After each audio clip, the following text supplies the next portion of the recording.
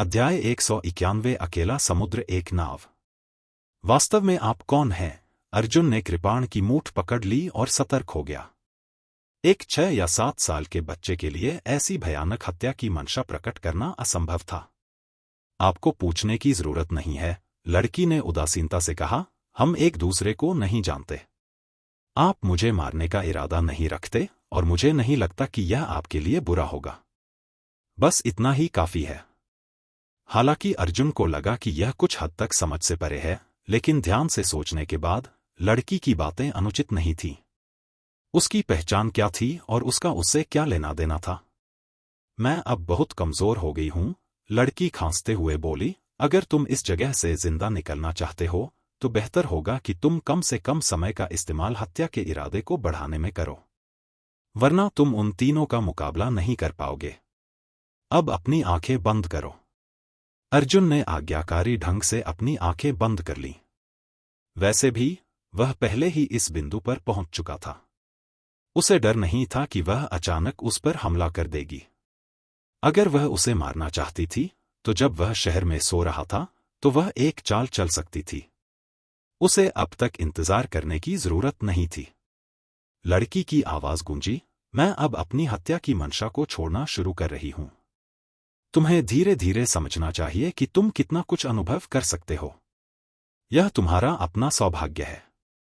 इससे पहले कि लड़की अपनी बात पूरी कर पाती, एक बार फिर अर्जुन ने एक भयंकर हत्या की मंशा को घेर लिया।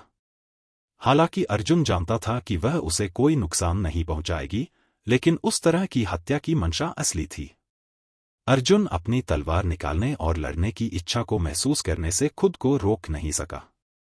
मैं कहाँ हूं? लड़की ने पूछा।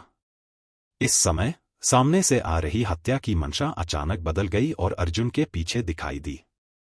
अर्जुन को ठंडा पसीना आ गया। वह लड़की को देखने के लिए अपनी आंखें खोलने के लिए बेताब था। जब उसने उसे अभी भी सीधा बैठा देखा, तभी उसे राहत मिली। हालांकि वह जानता था कि वह ऐसा नहीं कर सकता। वह केवल इसे सहन कर सकता था।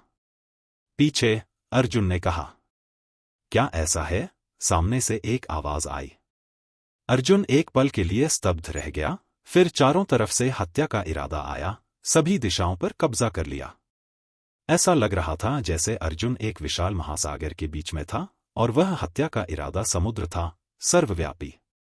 हत्या की मंशा को समझने के लिए आमतौर पर एक मार्शल कलाकार को कई वर्षों तक दिन रात प्रशिक्षण की आवश्यकता होती है, लेकिन आपके पास इतना समय नहीं है। आपके पास शायद केवल कुछ दिन या कुछ घंटे ही हों। यदि तुम जीना चाहते हो तो बकवास मत सोचो। लड़की की दहाड़ से अर्जुन जाग गया था, इसलिए उसने जल्दी से अपना दिमाग ठीक किया और इसे गंभीरता से समझने लगा। जैसे ही लड़की ने अपनी हत्या की मंशा जाहिर की, उसने कहा, हत्या की मंशा का विचार से कोई लेना देना नहीं है, इसका भावनाओं से कोई लेना देना नहीं है। चाहे किसी व्यक्ति की भावनाएं कितनी भी स्थिर क्यों न हों, भले ही उसे आपकी ओर घूरने की जरूरत न हो, लेकिन जब तक वह तुम्हें मारने के लिए तैयार है, तब तक उसकी हत्या की मंशा अनिवार्य रूप से सामने आ ही जाएगी।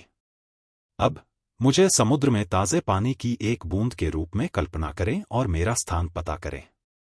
एक मार्शल कलाकार की हत्या की मंशा की धारणा आमतौर पर भारी से हल्के में बदल जाती है, पहले घने हत्या की मंशा को जारी करती है और फिर धीरे धीरे हत्या की मंशा को कमजोर करती है, जिससे मार्शल कलाकार की हत्या की मंशा का पता लगाने की क्षमता बढ़ जाती है। लेकिन लड़की सही थी। उनके पास इतना समय नहीं था, इसलिए लड़की ने सीधे अर्जुन को और भी भयानक हत्या के इरादे से घेर लिया। अगर अर्जुन अभी भी इस तरह की हत्या के इरादे से लड़की का स्थान पा सकता है, जो आकाश में भर गया है, उस स्थिति में शत्रु की हत्या की मंशा में उतार चढ़ाव का पता लगाना बहुत आसान होगा, बिना यह जाने कि शत्रु की हत्या की मंशा क्या है। बेशक इस तरह का प्रशिक्षण बहुत तेज था, लेकिन यह स्वर्ग तक चढ़ने जितना कठिन था। मैं कहाँ हूं? लड़की की आवाज आई। अर्जुन ने अपनी आंखें बंद कर लीं और अपनी उंगली उठाकर बाईं ओर इशारा किया, लेकिन उसके पीछे एक हाथ उसके कंधे पर आ गया। गलत अनुमान। मैं कहाँ हूं? आवाज फिर सुनाई दी। अर्जुन ने तुरंत आवाज की दिशा में इशारा किया और लड़की का हाथ दूसरी दिशा से अर्जुन के कंधे पर आ गया। मैंने पहले भी कहा था, देखने और सुनने पर भरोसा मत करो, बल्कि इसे खोजने के लिए अपने दिल पर भरोसा करो। अर्जुन ने अपने दांत पीस लिए और खुद को शांत होने के लिए मजबूर किया। लेकिन उस लड़की की हत्या की मंशा हर तरफ फैली हुई थी। ऐसे माहौल में वह उसका अस्तित्व कैसे सही खोज सकता था? लगातार 3 घंटे तक अर्जुन को कुछ नहीं मिला। यह भी कहा जा सकता है कि जरा सा भी सुधार नहीं हुआ। लड़की ने आह भरते हुए कहा, अपनी आंखें खोलो। तुम्हारा सफल होना असंभव है, हालांकि यह मेरी उम्मीदों के भीतर है। अर्जुन ने अपनी आंखें खोलीं और बहुत अनिच्छुक था। तुम्हें खुद को दोष देने की जरूरत नहीं है, लड़की ने कहा। यह स्वाभाविक है कि तुम अपना प्रशिक्षण पूरा नहीं कर पाओगी। कोई भी इतने कम समय में इस क्षमता में महारत हासिल नहीं कर सकता। यह सुनकर लड़की ने पहले ही अर्जुन को प्रशिक्षण देना छोड़ दिया था। लेकिन अर्जुन ने अपना सिर नीचे कर लिया और चुप रहा। उसके दिल में एक अलग ही स्थिति थी। यदि मैं अपने पिछले जन्म में जुआन किंगजू की हत्या की मंशा को समझ पाता, तो वह मुझ पर सफलतापूर्वक हमला नहीं कर पाती। यह सोचते ही अर्जुन का दिमाग जोर से गूंज उठा और फिर वह अभूतपूर्व रूप से शांत हो गया। इसे फिर से करो। अर्जुन की स्थिति पूरी तरह से अलग थी और उसका स्वर पानी की तरह शांत था। लड़की ने अर्जुन को गहराई से देखा और कहा, अपनी आंखें बंद करो। अर्जुन ने अपनी आंखें बंद कर लीं। इस पल उसे ऐसा लगा जैसे वह शून्य में था, चारों ओर अंधकार था। वहां न तो स्वर्ग था, न पृथ्वी, न गुफा, यहां तक कि कोई आत्मा भी नहीं थी। जब लड़की की जानलेवा मंशा ने उसे घेर लिया, तो अर्जुन को ऐसा लगा जैसे उसने अनगिनत लहरों को अपनी ओर आते देखा हो, जो उसे निगल जाना चाहती हों। मैं कहाँ हूं? सामने से लड़की की आवाज आई। हालांकि अर्जुन ने अपनी सुनने की शक्ति खो दी। तूफानी लहरों में अर्जुन को अचानक अपने दिल से एक छाया के अस्तित्व का एहसास हुआ। इस समय अर्जुन ने अपनी उंगली दाईं ओर उठाई। उसी समय लड़की का हाथ अर्जुन की उंगली पर आ गया। लड़की की आंखें चमक उठीं और उसने कहा, फिर आओ। अर्जुन ने एक लंबी सांस छोड़ी और एक अलौकिक अवस्था में गिर गई। अब मैं अपनी हत्या की मंशा को और बढ़ाऊंगा। तुम आओ और मेरा स्थान पता करो। जैसे ही वह बोल रहा था, बढ़ती हुई हत्या की मंशा पीछे हट गई और उसकी जगह अचानक और भी अधिक तीव्र हत्या की मंशा ने ले ली। ऐसा लग रहा था कि हत्या की अदृश्य मंशा एक ठोस स्टील की सुई में बदल गई है। इससे अर्जुन के पूरे शरीर में अतुलनीय चुभन वाला दर्द महसूस हुआ, मानो हजारों स्टील की सुइयां सचमुच उसे चुभ रही हों। हालांकि हत्या की मंशा अभी भी बढ़ती जा रही थी। अर्जुन को यह भी महसूस हो रहा था कि हत्या की मंशा से उसकी आत्मा चकनाचूर होने वाली थी। उसकी त्वचा वास्तव में छोटे छोटे छिद्रों में फट गई और धीरे धीरे खून रिसने लगा। अर्जुन की जीवित रहने की प्रवृत्ति ने उसके शरीर की रक्षा के लिए युआन क्यूई का उपयोग करने की कोशिश की, लेकिन उसने बलपूर्वक इस अवचेतन व्यवहार को छोड़ दिया। उसने अपने हृदय और आत्मा को हत्या की मंशा महसूस करने दिया। मैं कहाँ हूं? लड़की की आवाज गूंजी। हत्या के इरादे से किए जा रहे आक्रमण के बीच अर्जुन को एक छाया टिमटिमाती हुई महसूस हुई और उसने जल्दी से अपनी उंगली छाया की ओर उठाई। इस समय लड़की का दाहिना हाथ और अर्जुन की उंगली एक दूसरे से टकरा गईं और लगभग एक दूसरे से टकरा गईं। ठीक है, लड़की ने सिर हिलाया और अर्जुन को आंखें खोलने का संकेत दिया। अर्जुन ने अपनी आंखें खोलीं। उसकी आंखें सदमे से भरी थीं।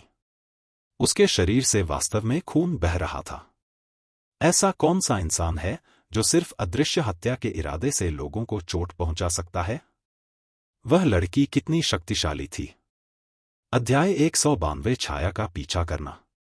लड़की ने कहा, किसी के आसपास के वातावरण का आकलन करने के लिए आमतौर पर 4 पहलुओं से शुरुआत की जाती है: दृष्टि, श्रवण, गंध और स्पर्श। जहां तक आपके वर्तमान अवधारणात्मक हत्या के इरादे का सवाल है, यह सिर्फ एक उच्च स्तरीय विधि है। हालांकि इस अवधारणात्मक हत्या के इरादे में अभी भी कुछ खामियां हैं। यदि दूसरे लोग केवल आपसे प्रतिस्पर्धा करना चाहते हैं, आपको मारना नहीं चाहते, तो हत्या की मंशा को भांपने की आपकी क्षमता बेकार है। शायद एक हत्यारे ने अनगिनत लोगों को मारा है। उसने पहले ही हत्या को सबसे आम काम मान लिया है, जैसे खाना और सांस लेना। फिर मारना शब्द उसके लिए अपना अर्थ खो चुका है। वह वास्तव में हत्या के इरादे के बिना भी ऐसा कर सकता है। आप ऐसे व्यक्ति को महसूस भी नहीं कर सकते। यह सीखने का एक बढ़िया अवसर था। अर्जुन ने लड़की की बातें ध्यान से सुनी। लड़की बोली, एक और क्षेत्र है और वह है। लड़की ने अपने हाथ पीठ के पीछे रखे और अपनी आंखों से देखे बिना अपने पीछे गुफा की दीवार से एक छोटी सी घास को नीचे खींच लिया, दिल की आंख। अर्जुन लड़की की हरकतों से इतना हैरान था कि वह अवाक रह गया। वह हत्या की मंशा को समझ सकता था, लेकिन वनस्पति में हत्या की कोई मंशा नहीं थी। उसने अपने पीछे घास का स्थान कैसे निर्धारित किया? लड़की ने कहा, नाक का अर्थ है अपने शरीर और मन का उपयोग करके अपने आसपास की चीजों की रूपरेखा को समझना। भले ही आप अपनी सभी 5 इंद्रियों को खो दें, फिर भी आप अपने आसपास की किसी भी स्थिर चीज को जान सकते हैं। हालांकि इस क्षेत्र में आप अभी भी साधना करने में असमर्थ हैं। तो मैं? अर्जुन ने पूछा। लड़की ने सीधे अर्जुन के शब्दों को बीच में ही रोक लिया और कहा, हत्या के इरादे को भांपने की आपकी वर्तमान क्षमता उन छोटे हत्यारों से निपटने के लिए पर्याप्त से अधिक है। यहां तक कि कुछ अनुभवी हत्यारे भी आपकी पहचान से बच नहीं सकते। समझ गई? अर्जुन ने छोटी लड़की को उठाया और कदम दर कदम गुफा से बाहर चल दिया। इस प्रकार अर्जुन के सामने एक बिल्कुल नई दुनिया प्रकट हुई। वह अचानक और भी बहुत कुछ महसूस कर सकता था। उसे यह भी महसूस हो रहा था कि उसके पीछे पहाड़ पर दूर जंगल में राक्षसी जानवर उसकी जासूसी कर रहे थे। वे उस पर हमला करना चाहते थे, लेकिन वे जानते थे कि उनकी ताकत अपर्याप्त थी और वे आगे बढ़ने की हिम्मत नहीं कर पा रहे थे। तीनों हत्यारों की परछाइयां भी दूर जंगल में अर्जुन की नजर में तेजी से घूम रही थी। वह बाहर है, एक हत्यारे ने फुसफुसाते हुए कहा। अन्य 2 हत्यारे तुरंत जंगल में गायब हो गए। अर्जुन ने लड़की को बर्फ की घाटी में कदम से कदम मिलाकर आगे बढ़ाया और ऊंची आवाज में कहा, अगर मेरा अनुमान सही है तो घुड़सवार संप्रदाय के शिष्य गलती से आपके परीक्षण मैदान में प्रवेश कर गए होंगे और आपके द्वारा पकड़े गए होंगे। अब मैं तुम्हें घुड़सवार सेना संप्रदाय के लोगों को रिहा करने का मौका दूंगा, अन्यथा मेरे अधीनस्थों को निर्दयी होने का दोष मत दो। तीनों हत्यारों ने कोई प्रतिक्रिया नहीं की और अर्जुन को मृत मान लिया। एक हत्यारा पीछे से चुपके से आया और चुपचाप आसमान में वार करने लगा। उसके हाथ में ठंडा छोटा ब्लेड अर्जुन की गर्दन के पीछे की ओर वार करने लगा। सामान्यतः अर्जुन ने कभी भी इस तरह के व्यवहार पर ध्यान नहीं दिया होगा, लेकिन इस समय वह पहले से ही हत्या के इरादे को भांपने की क्षमता को समझ चुका था। उसके मुंह का कोना थोड़ा ऊपर उठा और उसके हाथ में मौजूद विशाल कृपाण अचानक घूम गया और नीचे गिर गया। झनकार! इस कृपाण ने सीधे हत्यारे के छोटे ब्लेड पर वार किया, जिससे हत्यारा पीछे की ओर उड़ गया, जबकि अर्जुन स्वयं विपरीत दिशा में 3 कदम पीछे खिसक गया। क्या? हत्यारा हैरान था, उसे मेरी स्थिति का पता कैसे चला? बाकी 2 हत्यारों ने एक अंधेरे कोने से 2 छोटे ब्लेड फेंके। दोनों ब्लेड चुपचाप आसमान को चीरते हुए अर्जुन की ओर बढ़े। हालांकि हत्या का इरादा भी छोटे ब्लेडों पर केंद्रित था। 2 छोटे ब्लेडों के पास अर्जुन की धारणा से छिपने का कोई रास्ता नहीं था। अर्जुन की कृपाण ने वार किया और ब्लेड ने एक ही समय में 2 छोटे ब्लेडों को सटीकता से मार गिराया। यह बदमाश हमारी हत्या की मंशा को भांप सकता है। पीछे हटो! एक हत्यारे ने इस असामान्यता को देखा और तुरंत पीछे हटने का आदेश दिया। हत्यारे बहुत निर्णायक थे। उन्हें कभी भी लड़ना पसंद नहीं था। अगर उन्हें लगता कि वे अपने सामने की स्थिति से निपटने में असमर्थ हैं, तो वे तुरंत पीछे हट जाते थे।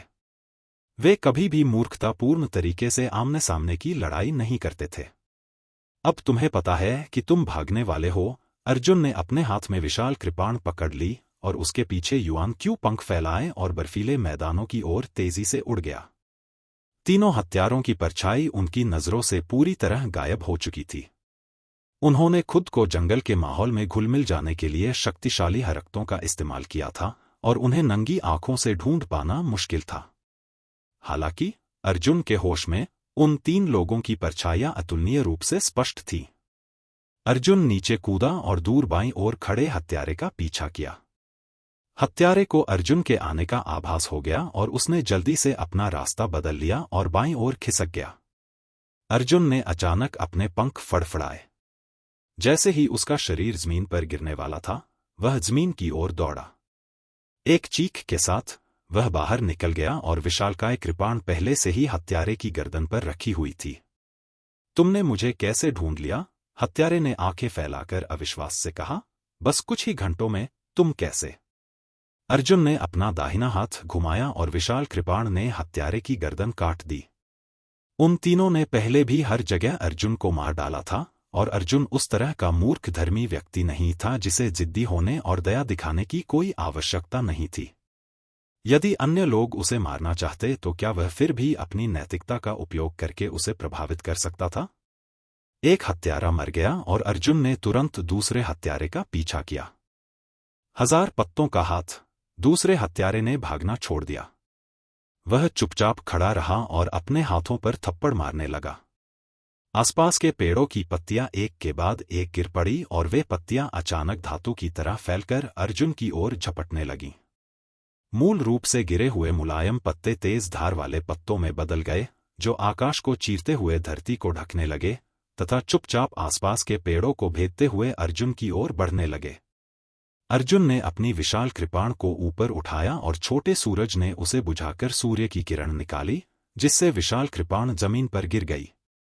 एक चौंकाने वाली सफेद रोशनी सभी दिशाओं में फैल गई, जिसने सभी गिरे हुए पत्तों को चूर्ण में बदल दिया। जब हत्यारे को मौका मिला तो उसका दाहिना पैर नीचे था और उसका शरीर ऊपर की तरह घूम रहा था।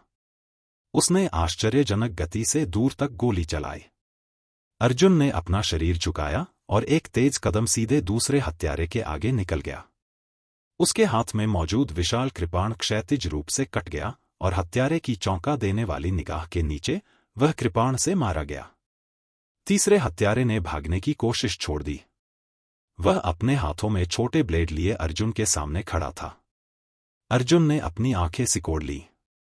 मैंने तुम्हें एक मौका दिया था। तुम मेरा पीछा करना बंद कर सकते थे। हत्यारे ने व्यंग्यात्मक लहजे में कहा, क्या आपको लगता है कि हमारे जैसे पेशे वाले किसी मार्शल कलाकार को मौत से डर लगेगा?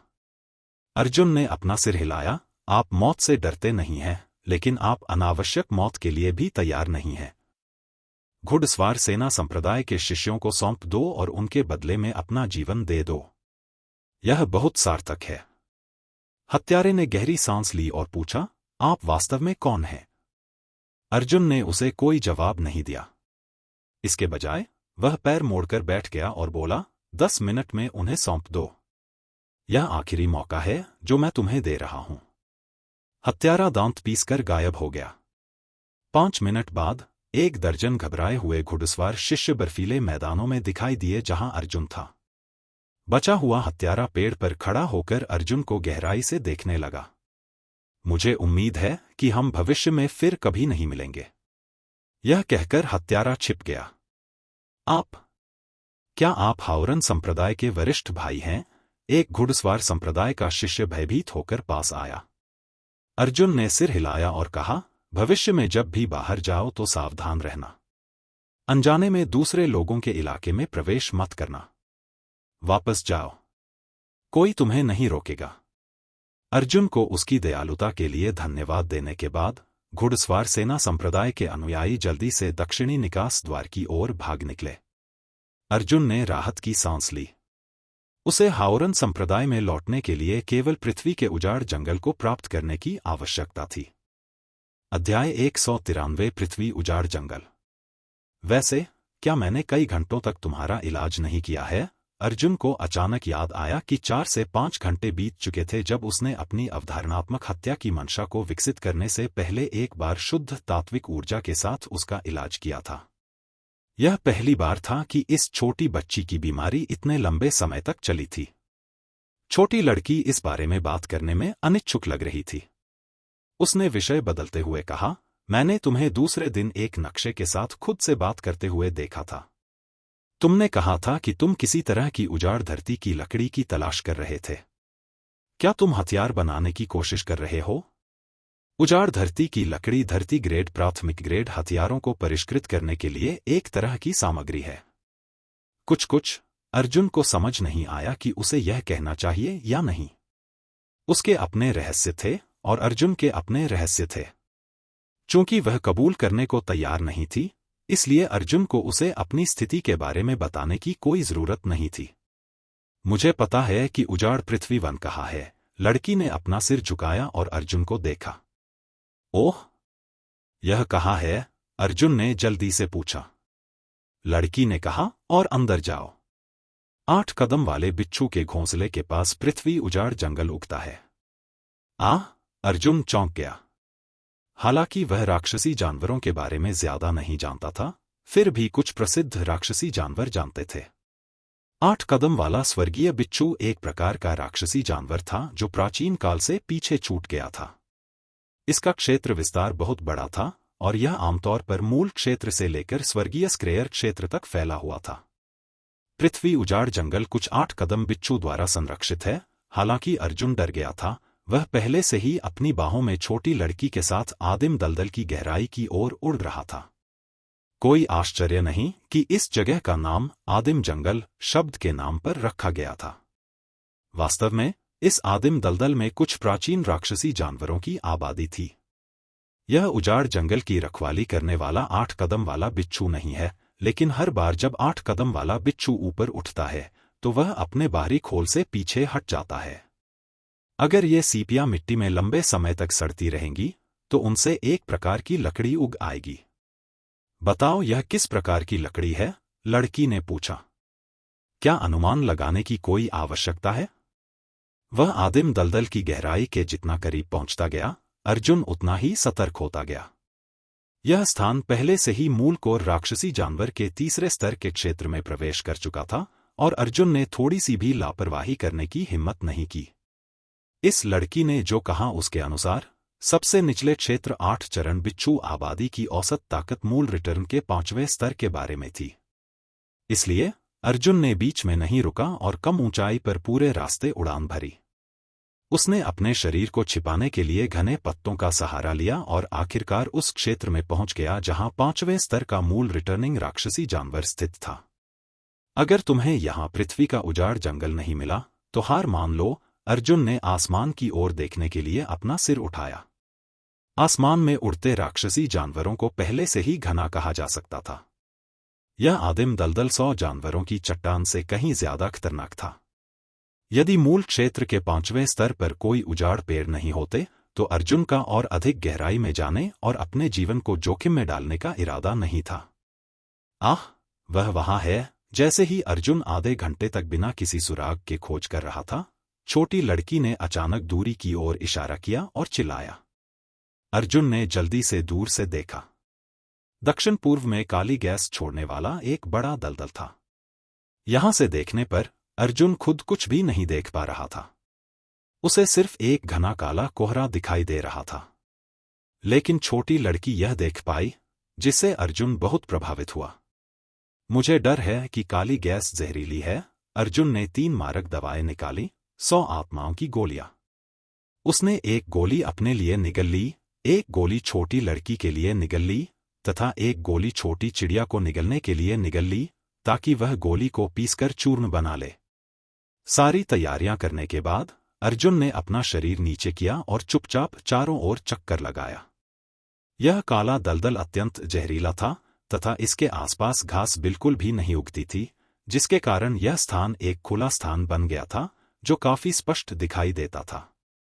हालांकि अर्जुन और छोटी लड़की ने पहले ही अपनी सांस रोक ली थी, लेकिन काले दलदल से निकले बुलबुले ने एक काली गैस निकाली जो मानव त्वचा में प्रवेश कर सकती थी और छिद्रों के माध्यम से उनके शरीर में प्रवेश कर सकती थी।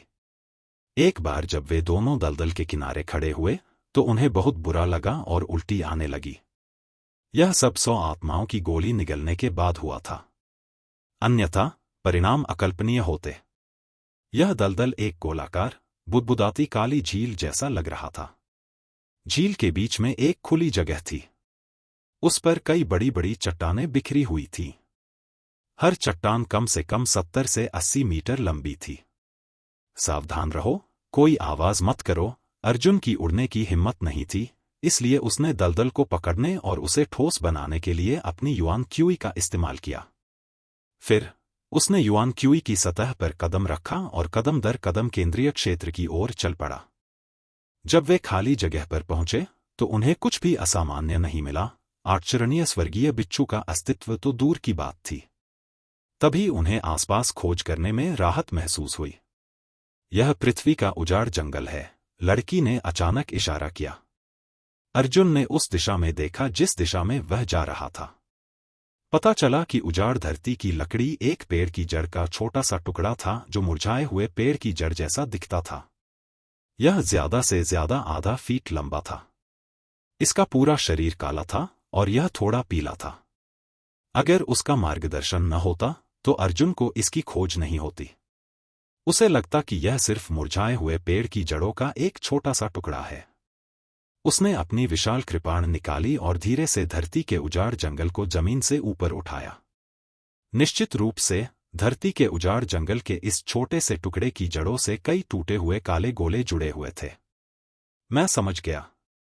चलो चलें। अर्जुन को उम्मीद नहीं थी कि यह यात्रा आश्चर्यजनक रूप से सुचारू होगी। पृथ्वी के उजाड़ जंगल को प्राप्त करने के बाद वह अच्छे मूड में था। वह तुरंत छोटी लड़की को उसी रास्ते से वापस ले आया। हालांकि जब वह इस बार काले दलदल में लौटा तो दलदल में बुलबुले में अचानक कुछ दिखाई दिया। यह क्या है? सल्फर। अर्जुन दंग रह गया।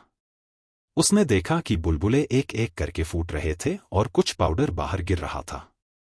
पाउडर की तीखी गंध थी। अच्छा नहीं, जल्दी से निकलो। 8 कदम वाला बिच्छू निकल रहा है, छोटी लड़की ने जल्दी से कहा। अर्जुन भी बहुत निर्णायक था। उसकी बातें सुनकर वह तुरंत बेतहाशा भाग गया।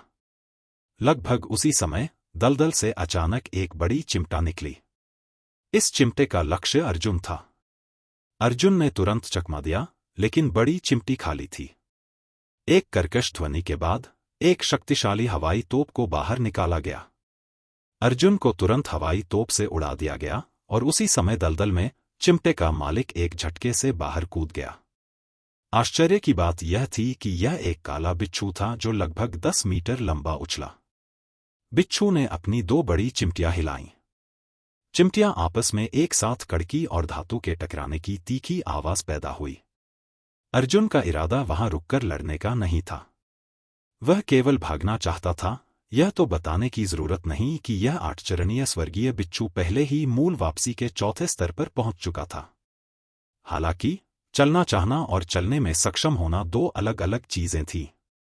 अर्जुन बाहर भाग गया और बाहरी रिंग भी 8 चरण वाले स्वर्गीय बिच्छू से बाहर चढ़ गई। उनमें से प्रत्येक मूल रिटर्न के 4वें से 5वें स्तर पर था, जो बेहद दुर्जय था। बड़े बिच्छू अर्जुन की ओर रेंगते हुए आए। अर्जुन ने छलांग लगाई और हवा में उड़ने की कोशिश की। बड़े बिच्छुओं ने अर्जुन पर निशाना साधा और चिमटा क्लिक किया। एक जोरदार गड़गड़ाहट सुनाई दे रही थी। हर बार जब बिच्छू चिमटे से टकराता तो एक शक्तिशाली हवाई तोप फूटती और वे एक दूसरे से टकराते। अर्जुन ने जल्दी से अपनी युआन क्यूई ढाल खड़ी की, लेकिन उसकी ढाल 2 हवाई तोपों के प्रभाव से तुरंत टूट गई। क्या शक्तिशाली शक्ति है! अर्जुन का दिल डूब गया। इन 8 चरण वाले स्वर्गीय बिच्छुओं की ताकत बहुत डरावनी थी। यहां तक कि मूल रिटर्न के चौथे स्तर पर एक 8 चरण वाला स्वर्गीय बिच्छू भी 100 जानवर चट्टान पर मूल रिटर्न के 5वें स्तर पर एक राक्षसी जानवर से अधिक शक्तिशाली था। इसके अलावा वे समूहों में रहते थे और एक समय में बड़े समूहों में बाहर निकलते थे। अध्याय 194 8 चरण बिच्छू। यहां लंबे समय तक रुकना उचित नहीं है। हटो! अर्जुन ने तुरंत फ्लैश स्टेप्स का इस्तेमाल किया और जितनी जल्दी हो सके वहां से भाग गया। हालांकि यह पहली बार था कि उनके फ्लैश स्टेप्स असफल हो गए थे। उनके सामने मौजूद लगभग 1 दर्जन 10 मीटर लंबे 8 कदम वाले स्वर्गीय बिच्छुओं ने वास्तव में उनके चिमटों को आपस में टकरा दिया। अर्जुन का शरीर अभी अभी एक भूत-छवि में तब्दील हो गया था और गायब होने ही वाला था, लेकिन वह बड़ी संख्या में चिमटों से दागी गई विशाल हवाई तोप द्वारा बलपूर्वक चकनाचूर कर दिया गया। हवाई तोप दर्जनों मीटर लंबी युद्ध थोड़े जैसी थी, जो हर चीज को भेदने में सक्षम थी। अर्जुन ने छोटी लड़की को रोकने के लिए अपने शरीर का इस्तेमाल किया, लेकिन वह सीधे तौर पर घायल हो गया और उसने वहीं पर खून थूक दिया। ये चीजें, अर्जुन ने एक गहरी सांस ली और उसके सामने 8 कदम वाले बिच्छू पर वार किया। भयंकर कृपाण की रोशनी उड़कर 8 कदम वाले बिच्छू के सिर पर जा गिरी।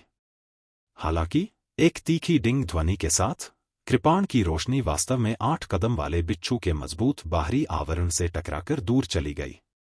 यह अर्जुन दंग रह गया।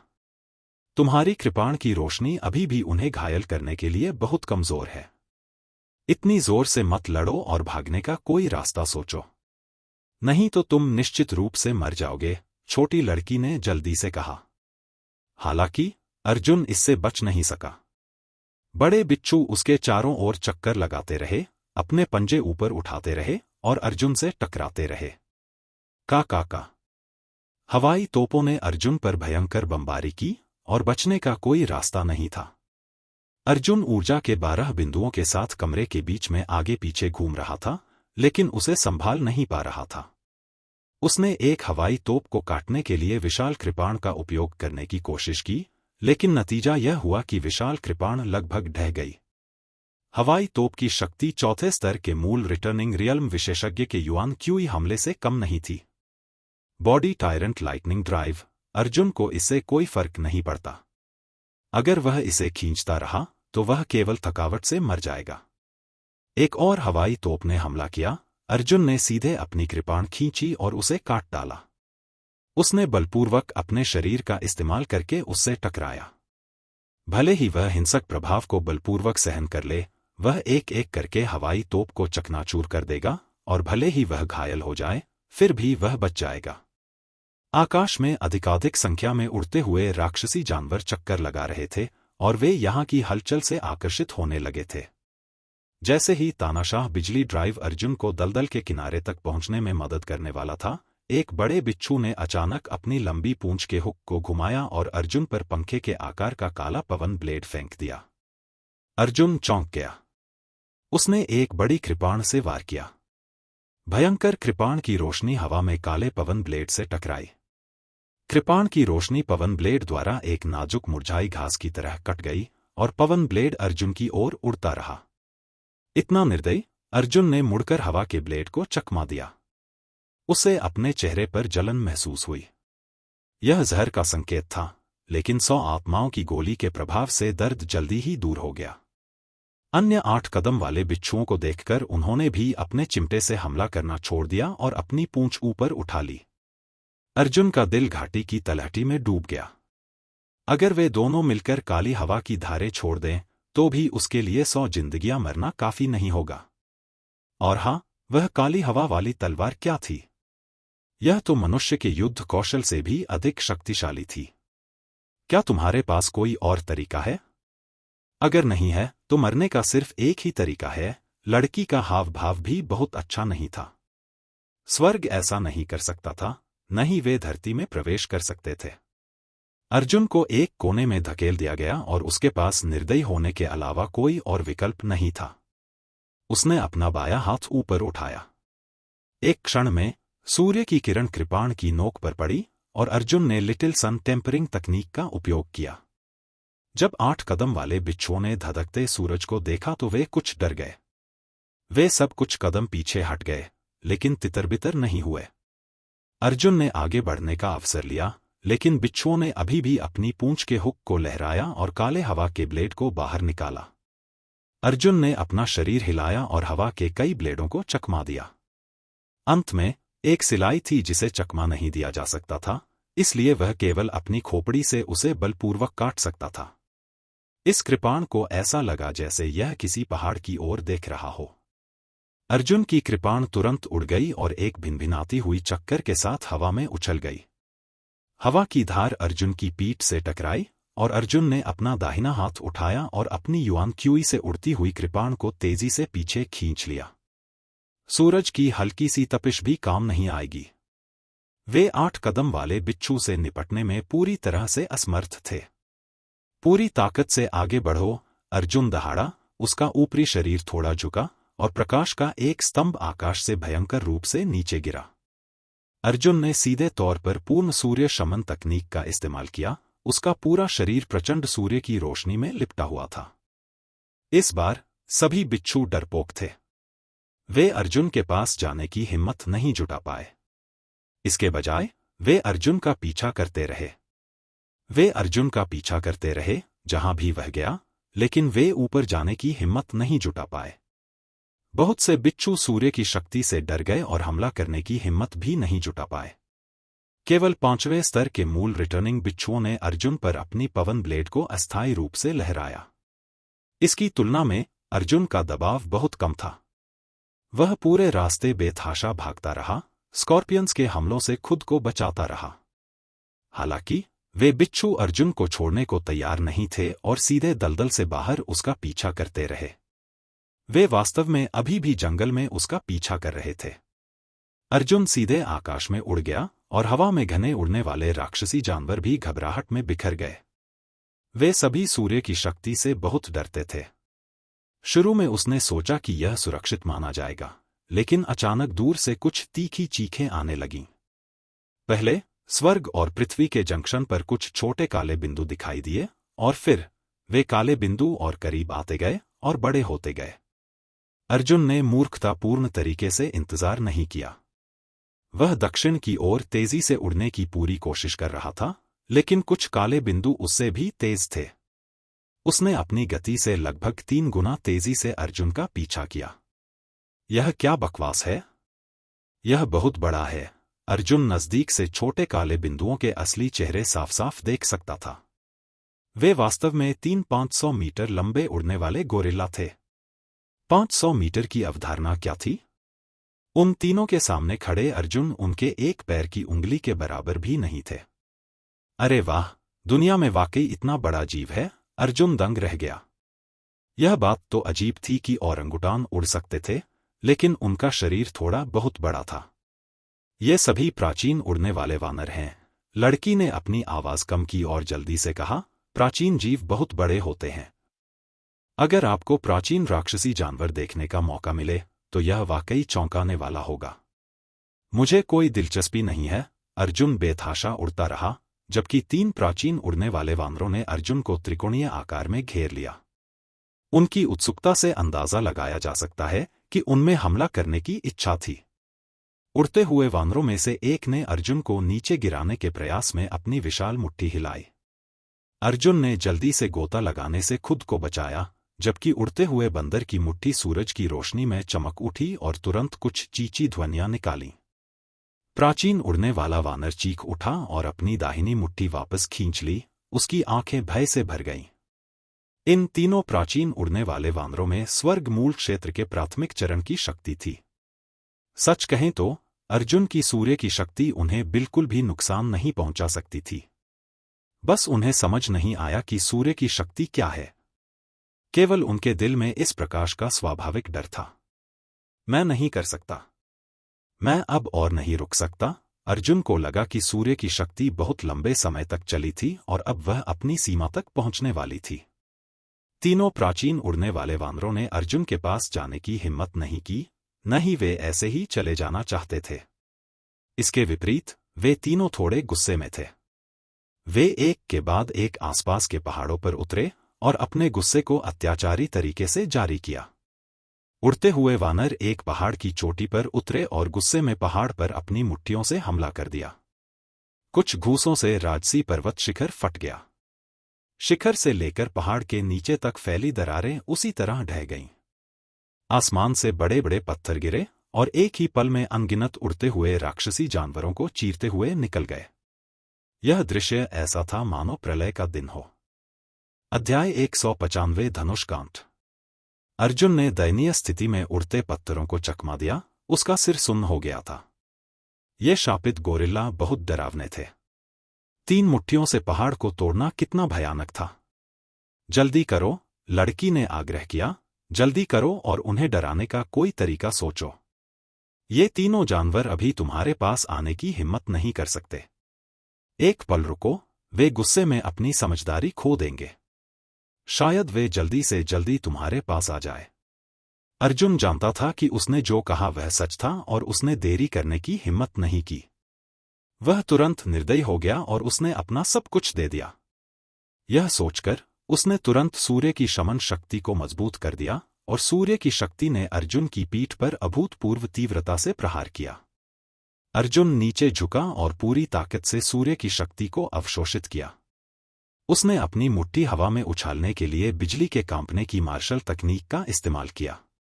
एक क्षण में सूर्य का प्रकाश एक वलय के रूप में फैल गया और सफेद प्रकाश का एक विशाल वलय सभी दिशाओं में फैल गया। इस श्वेत प्रकाश की चपेट में आने से दर्जनों कमजोर उड़ने वाले राक्षसी जानवर तुरंत राख में बदल गए। तीनों प्राचीन उड़ने वाले वानर भी डर गए। वे सफेद रोशनी के पास जाने की हिम्मत नहीं जुटा पाए। उन्होंने तुरंत अपनी बाहें लहराईं और दयनीय हालत में दूर भाग गए। अर्जुन का मुक्का स्वाभाविक रूप से काफी शक्तिशाली था, लेकिन कीमत उससे भी अधिक थी। वह तुरंत बैकलैश चरण में प्रवेश कर गया। सूर्य की शक्ति का अत्यधिक उपयोग किया गया। अच्छा नहीं, अपने मन में एक भनभनाहट के साथ अर्जुन ने अपनी पूरी ताकत लगाई और छोटी लड़की के साथ दक्षिण की ओर उड़ गया। अंत में उसके शरीर का खून उबल गया और वह आसमान से गिर गया। थंडर क्लैप के मुक्के ने न केवल अर्जुन की युआन क्यूई और सूर्य की शक्ति को समाप्त कर दिया था, बल्कि उसे सूर्य की शक्ति द्वारा भस्म भी कर दिया था। इस समय पेंग की लैंडिंग ध्वनि ने उसे जला दिया। अर्जुन के शरीर पर लगी आग की लपटें तुरंत 2 फीट से ज्यादा ऊंची हो गईं और फिर लपटें तेजी से उसके शरीर में फैल गईं। उसके शरीर की त्वचा कोयले की तरह जलकर राख हो गई थी। कई जगहों पर चिंगारी के बिंदु टिमटिमा रहे थे। छोटी चिड़िया बेचैनी से अर्जुन के शरीर पर उछलने लगी, लेकिन वह कुछ नहीं कर सकी। यह किस तरह की साधना तकनीक है? लड़की ने भौहें सिकोड़ी, अपनी उंगलियां फैलाईं और अर्जुन के महत्वपूर्ण एक्यू पॉइंट्स पर कई बार प्रहार किया। भयानक जलन का दर्द अभी भी अर्जुन को सता रहा था और इस बार उसका शरीर असहनीय ठंड से जंग खा गया था और वह तुरंत बेहोश हो गया। जब अर्जुन ने फिर से अपनी आंखें खोलीं, तो उसने खुद को एक बांस के बिस्तर पर लेटा हुआ पाया। वह ऐसा करना चाहता था, लेकिन उसने पाया कि उसका पूरा शरीर दर्द में था और वह बहुत ठंडा था। सबसे परेशानी वाली बात यह थी कि सूर्यदेव तकनीक का प्रतिघात अभी तक गायब नहीं हुआ था। हालांकि उसके शरीर में बह रही ठंडक ने सूर्य की शक्ति को चारों ओर से घेर लिया और एक दूसरे को रद्द कर दिया। हालांकि सूरज की शक्ति बहुत भयंकर थी। चाहे कुछ भी हो, इसे ठंड से बुझाया नहीं जा सकता था। यह केवल अस्थायी रूप से अर्जुन की सुरक्षा की गारंटी देता था। तुम जाग रही हो? दरवाजा खोला गया और एक सुंदर लड़की अंदर आई। उसके चेहरे की विशेषताएं इतनी सुंदर थी कि कोई भी उसमें एक भी कमी नहीं ढूंढ सकता था। उसके लंबे काले बाल एक बड़े धनुष में बंधे हुए थे। यह तुम हो? अर्जुन ने ठंडी सांस ली और बिस्तर पर टिकी हुई बड़ी तलवार को पकड़ लिया, लेकिन उसके पास उसे उठाने की ताकत नहीं थी। क्या यह महिला हाउटियन शहर में प्रकट हुई स्वर्गीय दानव संप्रदाय की राक्षसी महिला नहीं थी? उसने खुद से सीनियर हाफ गॉड को एक पत्र भेजने के लिए भी कहा। लड़की ने अपने हाथ पीछे करके अर्जुन की ओर मुस्कुराते हुए देखा। क्यों, तुम इसे हिला नहीं सकते? उसने कहा। अर्जुन के शरीर में सूर्य ऊर्जा और ठंडी ऊर्जा हर जगह फड़फड़ा रही थी और उसकी मेरिडियन भी अव्यवस्था की स्थिति में थी, जो किसी भी युआन क्यूई को जारी करने में असमर्थ थी। छोटी लड़की कहाँ है? अर्जुन ने अपने दांत पीसते हुए चिल्लाया। चुड़ैल, तुम छोटी लड़की को कहाँ ले गई? लड़की ने अपना सिर झुकाया और अपनी नाक की ओर इशारा करते हुए कहा, तुम्हारा मतलब मुझसे है? आह! अर्जुन अचानक दंग रह गई। यह राक्षसी महिला और छोटी लड़की बहुत हद तक एक जैसी लग रही थी। नहीं, वे स्पष्टतः एक ही व्यक्ति हैं। यह तुम कैसे हो सकती हो? राक्षसी औरत। अर्जुन ने चाहा कि वह खुद को कुछ बार थप्पड़ मार सके। उसे यह बात पहले क्यों याद नहीं आई? कोई आश्चर्य नहीं कि उसे हमेशा लगता था कि वह छोटी लड़की जानी पहचानी लगती है। वह वास्तव में स्वर्गीय शैतान धर्म की सदस्य थी। अगर मुझे पता होता कि वह वही है, तो मुझे उसे उस समय नहीं बचाना चाहिए था। मुझे चुड़ैल नहीं कहा जाता। लड़की अर्जुन के बिस्तर के पास बैठ गई और उसे पीछे धकेल दिया। अर्जुन को फिर से बैठने में कठिनाई हुई। उसने अनुभव किया था कि स्वर्गीय शैतान धर्म के लोग कितने पागल थे। हिलना मत। लड़की ने अर्जुन की छाती को दबाया और उसमें ठंडी ऊर्जा की एक और किरण डाली। आपकी साधना तकनीक बहुत अजीब है। इसने आपके शरीर में अत्यंत यांग अवशिष्ट ऊर्जा की कुछ किरणें छोड़ दी हैं, लेकिन इसे फैलाया नहीं जा सकता। अपने 5वें स्तर के जियांटियन क्षेत्र के साथ मैं केवल अस्थायी रूप से पुरुषत्व के उन कुछ पहलुओं को नियंत्रित कर सकता हूं। ऐसा लगता है कि यदि आप जीवित रहना चाहते हैं तो आपको केवल अपने गुरु को खोजने के लिए हाओरन संप्रदाय में वापस लौटना होगा। क्या तुम्हें अब भी मेरी याद है? अर्जुन ने उसके चेहरे को छुआ। क्या ऐसा हो सकता है कि उसकी एजिंग पिल का असर खत्म हो गया हो? बेशक मुझे याद है। हम एक बार हाउटियन शहर में मिले थे, है ना? लड़की ने अर्जुन के माथे को छुआ और कहा, चिंता मत करो, तुमने पहले मेरी जान बचाई थी। मैं तुम्हें इस बार नहीं जाने दूंगी। हम अभी भी आदिम दलदल में हैं। मैंने वहां पहले से ही सबसे अच्छा कीमियागर ढूंढ लिया है। मैं थोड़ी देर में वापस आ जाऊंगा। सचमुच? एक कप चाय बनाने में जितना समय लगा, उससे पहले ही एक बुजुर्ग कीमियागर ने अपने हाथ में एक पालना लेकर दरवाजा खोल दिया। उसने सबसे पहले अर्जुन की नाड़ी देखी, फिर अर्जुन की पलकों की जांच की। अंत में उसने भौहें सिकोड़ते हुए कहा, इस बूढ़े आदमी ने पहले कभी इस तरह की बीमारी नहीं देखी है। मेरे पास 2 बेहतरीन मिलेनियम स्पिरिट जिनसेंग के डंठल हैं। इसे पीने में मदद करें और देखें कि क्या इससे राहत मिलती है। एक और 1000 साल पुरानी स्पिरिट जिनसेंग? लड़की ने अपना सिर हिलाया और बूढ़े आदमी का सिर पकड़ लिया। इसके तुरंत बाद बूढ़ा आदमी एक सूखी लाश में बदल गया। अरे, तुम क्या कर रहे हो? अर्जुन असहाय होकर यह दृश्य देख रहा था, लेकिन वह इसे रोक नहीं सका। वह तुरंत गुस्से से दहाड़ उठा। तुम क्या कर रहे हो? वह तुम्हें ठीक नहीं कर सकता। बेशक वह तुम्हें मारना चाहता है। अगर आप इसका इलाज नहीं कर सकते, तो आपको इसे मारना होगा। यह कैसा तर्क है? आप बिना किसी कारण के इसे कैसे मार सकते हैं? अर्जुन की आंखें गुस्से से लाल थीं। लड़की को भी इसकी परवाह नहीं थी। उसने मरे हुए बूढ़े आदमी के पालने से 2000 साल पुरानी स्पिरिट जिनसेंग निकाली और कहा, रुको, मैं तुम्हारे लिए कुछ दवा बनाती हूं। यह कहते हुए वह मुड़ी और बाहरी कमरे में चली गई। अर्जुन बिस्तर पर निश्चल पड़ी थी और बहुत दुखी थी। लड़की द्वारा जिनसेंग सूप लाने के बाद अर्जुन ने सीधे दवा का कटोरा खटखटाया और ठंडे स्वर में कहा, मुझे आपकी देखभाल करने की आवश्यकता नहीं है। लड़की ने सूप को अपने मुंह में खींच लिया और इससे पहले कि दवा जमीन पर गिरती, वह उसके मुंह में समा गई। इसके तुरंत बाद उसने अर्जुन का मुंह खोला, मुंह से मुंह मिलाकर सूप को अर्जुन के मुंह में निगल लिया। फिर उसने अर्जुन की पीठ को धक्का दिया और अर्जुन ने उसे एक घुरघुराहट के साथ निगल लिया। बाह! बाह! अर्जुन ने थूका और अपना मुंह जोर से पोंछा। तुम क्या कर रहे हो? लड़की ने हंसते हुए कहा, देखो, तुम कितने गुस्से वाले हो। पहले तुम मेरे साथ बहुत नरमी से पेश आते थे। मुझे तब आपकी पहचान नहीं पता थी। अर्जुन ने जमीन पर लेटे बूढ़े आदमी की ओर इशारा किया। यह बूढ़ा सज्जन बूढ़ा है, फिर भी वह इतनी खतरनाक जगह पर जड़ी बूटियां चुन रहा है। तुम उसे बेरहमी से कैसे मार सकते हो? लड़की बोली, मैं दूसरों के जीवन पर दया क्यों करूं और अपने साथ अन्याय क्यों करूं? तुम्हारा विचार बड़ा अजीब है। अध्याय 196 फिर से मार डालो। अर्जुन जानता था कि यदि उसने स्वर्गीय शैतान धर्म के लोगों के साथ तर्क करने की कोशिश की, तो यह प्रयास की बर्बादी होगी और वह अपना मुंह भी नहीं खोलेगा। इसके अलावा, मेरा नाम डेमोनस नहीं है, मेरा नाम मेंगडाई है। डोंगहाई प्रांत की यात्रा छोटी नहीं है। मैं आपको सुरक्षित पहुंचा दूंगा। रात में देर से ड्रीम तितली नामहीन शहर में हवा में ऊंची उड़ान भर रही थी। उसके पीछे 3 काले ड्रैगन चक्कर लगा रहे थे। तीनों काले ड्रैगन जीवित थे, लेकिन वे एक गंभीर बुरी आभा उत्सर्जित कर रहे थे। 3 ड्रैगन ड्रीम तितली के चारों ओर चक्कर लगाने लगे। अगर कोई ध्यान से देखे तो 3 काले ड्रैगन के अलावा एक और छाया थी जिसकी रूपरेखा धुंधली थी। उन छायाओं ने कई बार सघन होने की कोशिश की, लेकिन वे सभी असफल रहीं। मेंगडाई ने खुद से कहा, किसी कारण से मेरी 9 ड्रैगन स्वर्गीय शैतान साधना तकनीक 40% पूरी हो चुकी है। मैं वैसे भी इसका अभ्यास नहीं कर सकती।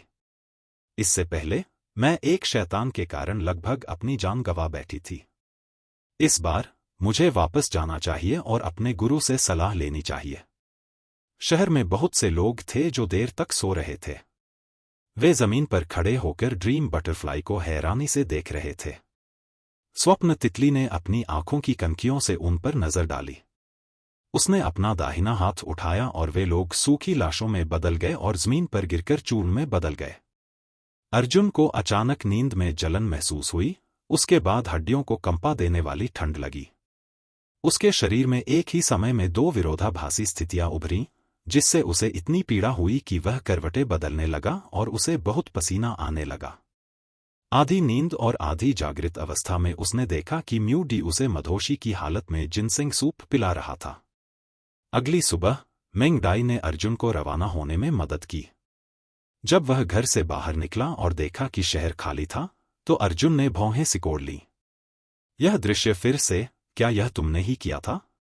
मेंग डाई ने कहा, तो क्या हुआ अगर मैं ऐसा करूं? क्या तुम्हें अब भी मुझे मारने की ताकत है? अर्जुन ने गुस्से से कहा, क्या तुम्हें हत्या करने की लत है? नहीं, मेंग डाई के शब्दों से अर्जुन का गला घुटकर आधा मर गया। स्वप्न तितली ने अपनी युआन क्यूई को अर्जुन के शरीर के चारों ओर लपेटा और दक्षिण में पूर्वी सागर प्रांत की ओर उड़ गई। जब वे बॉर्डर सिटी पहुंचे, तो मेंग डाई ने अर्जुन के लिए एक सराय का इंतजाम किया। वह मुस्कुराई और बोली, यहां आज्ञाकारी होकर लेट जाओ। मैं कुछ करने जाऊंगी। सीमावर्ती शहर के बाहर स्वर्गीय दानव संप्रदाय अपना तीसरा घातक हमला शुरू कर रहा था और एक महान युद्ध शुरू होने वाला था। लुओफी की अभिव्यक्ति उदास थी और वह फिर से अपनी जान जोखिम में डालने के लिए तैयार था। लेकिन इस समय एक संदेश अचानक आकाश में चमका और स्वर्गीय शैतान पंथ के पीछे उतरा। इसके तुरंत बाद घनी भीड़ वाला स्वर्गीय शैतान पंथ ज्वार की लहर की तरह पीछे हट गया। जनरल, यह है, एक डिप्टी जनरल ने भ्रम में पीछे हटते हुए स्वर्गीय दानव संप्रदाय के सदस्यों की ओर इशारा किया। लुओफी ने गहरी भौहें सिकोड़ते हुए कहा, मुझे नहीं पता कि वे क्या करने वाले हैं। संक्षेप में, हमें तटबंध को मजबूत करना चाहिए और ढील नहीं देनी चाहिए। हाँ, लेफ्टिनेंट जनरल ने सिर हिलाया, सभी लोग अपनी सतर्कता कम न करें। लेवल 1 की सतर्कता बनाए रखें। दूसरी ओर ड्रीम बटरफ्लाई पहले ही अर्जुन को बॉर्डर सिटी से दूर ले जा चुकी थी और दक्षिण की ओर बढ़ रही थी। स्वर्गीय युआन क्षेत्र के मार्शल कलाकार की उड़ान की गति बहुत तेज थी। अर्जुन ने 1 महीने से ज्यादा समय तक उड़ान भरते हुए लगभग 3 लाख किलोमीटर की यात्रा की थी। हालांकि यदि ड्रीम बटरफ्लाई जैसे स्वर्गीय युआन विशेषज्ञ पूरी गति से उड़े, तो वे लगभग 4 से 5 दिनों में वहां पहुंच सकेंगे। हालांकि अर्जुन अक्सर बीमार रहता था, इसलिए ड्रीम बटरफ्लाई के पास उसके लिए सूर्य की शक्ति को दबाने के लिए किसी भी समय रुकने के अलावा कोई विकल्प नहीं था। अगले दिन दोनों एक शहर में उतरे। मेंग डाई ने स्वादिष्ट व्यंजनों का ऑर्डर दिया। उसने खुद तो नहीं खाया, लेकिन सिर्फ अर्जुन को देखकर मुस्कुराई। मूल रूप से अर्जुन खाना नहीं खा सकता था, लेकिन उसका शरीर कमजोर था। उसे एक सूर्य और एक यिन की शक्ति से मौत की सजा दी गई थी, इसलिए वह अपने भोजन की पूर्ति के बिना नहीं रह सकता था। इधर आओ, मेंग डाई ने वेटर की तरफ अपनी उंगलियां घुमाईं। वह पहले से ही बहुत उत्कृष्ट थी और रेस्तरां में भोजन करने वाले लगभग आधे लोग उसकी ओर देख रहे थे। वेटर मुस्कुराया और दौड़कर बोला, आप क्या कहना चाहते हैं? मेंग डाई ने कहा, क्या इस शहर में कोई प्रसिद्ध डॉक्टर है? हाँ, वेटर ने जल्दी से कहा, हमारे पास साउथ सिटी में एक टियर 3 कीमियागर है। उसकी अच्छी खासी प्रतिष्ठा है। चाहे उसे कोई भी कठिन और जटिल बीमारी क्यों न हो, उसे ढूंढना सही है। यह वही है। कीमत थोड़ी ज्यादा है। मैं समझ गया। जाओ। मेंग डाई ने हाथ हिलाया, लेकिन वेटर उसके चेहरे को घूरता रहा। वह एक पल के लिए स्तब्ध रह गया, लेकिन वह हिला नहीं। क्या मैं अच्छी लग रही हूं? मेंग डाई ने अपना सिर उठाया और मुस्कुराते हुए पूछा। वेटर ने अवचेतन रूप से सिर हिलाया और चकित होकर कहा, यह अच्छा लग रहा है। कितना सुंदर? मेंग डाई ने मुस्कुराते हुए पूछा। वेटर ने कहा, आप अच्छी लग रही हैं। आप सबसे खूबसूरत लड़की हैं जिसे मैंने अपने जीवन में कभी देखा है। ओह, ड्रीम बटरफ्लाई ने अपनी ठोड़ी को घसीटा, उसके जड़हीन और पारदर्शी लंबे नाखून आगे पीछे हिल रहे थे। वह असाधारण रूप से आकर्षक थी। तो अगर तुम मुझसे ज्यादा खूबसूरत किसी को देखो तो क्या मैं सबसे खूबसूरत लड़की नहीं होंगी? उसने कहा। जब वह बोल रही थी उसका दाहिना हाथ थोड़ा कांप उठा और एक भूत चित्र उसके सामने आया। वेटर ने अचानक अपना चेहरा ढक लिया और जमीन पर गिर पड़ा और बुरी तरह चिल्लाते हुए जमीन पर लौटने लगा। मेज पर 2 रक्तरंग की चमकती हुई आंखें थीं। राक्षसी, अर्जुन ने गुस्से में मेज पर लात मारी और अपने हाथ में एक बड़ा कृपाण लेकर कहा, तुमने फिर से निर्दोष लोगों को चोट पहुंचाई है। आज मैं तुमसे लड़ूंगा। मेंगडाई ने अपने गालों पर हाथ रखे और अर्जुन को आकर्षक ढंग से देखा। अच्छा भाई, तुम मुझसे इतने उग्र क्यों हो? क्या तुमने नहीं कहा था कि तुम आदिम दलदल में मेरी रक्षा करना चाहते थे? वास्तव में यह ड्रीम तितली 20 वर्ष की लग रही थी तथा अर्जुन से कुछ वर्ष बड़ी थी, लेकिन वह स्पष्ट रूप से अर्जुन को उसका भाई अर्जुन कहकर चिढ़ा रही थी। अर्जुन ने कृपाण पकड़ ली और उस पर हमला कर दिया। हालांकि उसने अपनी सफेद जेड जैसी हथेली को थोड़ा ऊपर उठाया और अपने 2 नाखूनों का इस्तेमाल करके कमजोर ब्लेड को पकड़ लिया। आसपास के सभी भोजन करने वाले लोग अचंभित रह गए और घबराकर भाग गए। स्वप्न तितली ने अर्जुन की बाह पकड़ ली और कहा, अच्छा भाई, चलो। मैं निश्चित रूप से आपकी रक्षा करूंगी और आपकी अच्छी देखभाल करूंगी। ऐसा कहने के बाद वह अर्जुन को उठाकर आकाश में उड़ गई और एक प्रकाश की किरण में परिवर्तित हो गई जो सीधे दक्षिण शहर की ओर उड़ गई। ऐसे मध्यम आकार के शहर में टियर 3 कीमियागर की प्रतिष्ठा प्रमुख कही जा सकती है। वहां न केवल बहुत से लोग उपचार लेने के लिए आ रहे थे, बल्कि कई मार्शल कलाकार भी अपने हाथों में आध्यात्मिक जड़ी बूटियां लेकर बाहर इंतजार कर रहे थे और चाहते थे कि कीमियागर उन्हें गोलियों को परिष्कृत करने में मदद करें। हालांकि यह कीमियागर बहुत घमंडी था। वह एक दिन में केवल 5 मेहमानों को ही बुलाता था और एक और मेहमान गायब रहता था। कीमियागर का निवास एक शांत और सुंदर जागीर था जिसमें 4 मंजिल के आंगन थे। पहली और आखिरी मंजिल पर बगीचे थे। एक छोटा लड़का गर्व से दरवाजे पर खड़ा होकर कतार में खड़ी भीड़ से बोला, गुरुजी आज 4 लोगों को ले चुके हैं और अभी एक स्थान खाली है। आप में से कौन कौन आने वाले हैं? हर कोई अपने लिए लड़ रहा था। कई क्रूर मार्शल कलाकारों ने मौके पर ही अपनी लंबी तलवारें निकाल ली, जिससे सभी डरकर भाग गए। तीसरे चरण के दाढ़ी वाले गुयुआन योद्धाओं में से एक ने चिल्लाकर कहा, आज आखिरी स्थान मेरा है। जो कोई भी इसे मुझसे छीनने की हिम्मत करेगा, मैं उसके कुत्ते की जान ले लूंगा। इस समय ड्रीम बटरफ्लाई अर्जुन के साथ उतरी। जैसे ही वह उतरी, उसने अर्जुन को छोड़ दिया और उसका शरीर एक काली छाया में बदल गया जो सीटी बजाते हुए गुजर गई। इसके तुरंत बाद अर्जुन का शरीर कमजोर पड़ने से पहले वह अपनी मूल स्थिति में लौट आई, अर्जुन की बाह को सहारा दिया और छोटे लड़के से कहा, अब मेरी बारी है। छोटा लड़का एक पल के लिए स्तब्ध रह गया। उसने वहां खड़े लोगों की ओर इशारा करते हुए कहा, इतने सारे लोग हैं, तुम सबसे आखिर में आए हो। क्यों? आखिरी 3 शब्द अभी तक क्यों नहीं बोले गए? वहां मौजूद हर व्यक्ति शांत होकर जमीन पर गिर पड़ा था, सिर के बल जमीन पर लुढ़क रहा था। अंधेरे ने 100 से ज्यादा लोगों को कुचल दिया और एक पल में वे सभी मर गए। यहां तक कि ओरिजिन रिटर्न के तीसरे स्तर पर मौजूद मजबूत आदमी के पास भी एक दयनीय चीख निकालने का समय नहीं था। मैं ही बची हूं, स्वप्न तितली मुस्कुराई। छोटे लड़के ने ऐसा दृश्य पहले कभी नहीं देखा था और वह इतना डर गया कि जोर से चिल्लाता हुआ आंगन में भाग गया। तुमने फिर से हत्या कर दी, अर्जुन गुस्से से पागल हो रहा था। अध्याय 197 वापसी। स्वप्न तितली अर्जुन को अंदर ले गई और रास्ते में उसे दिलासा देती रही। अच्छा भाई, चिंता मत करो, मैंने तुम्हारे परिवार को नहीं मारा। तुम इतनी जल्दी में क्यों हो? मैं तुम्हें मार दूंगा। अच्छा रहो। ओह, वध करने से पहले हमारी बीमारी ठीक होने तक प्रतीक्षा करो। आप।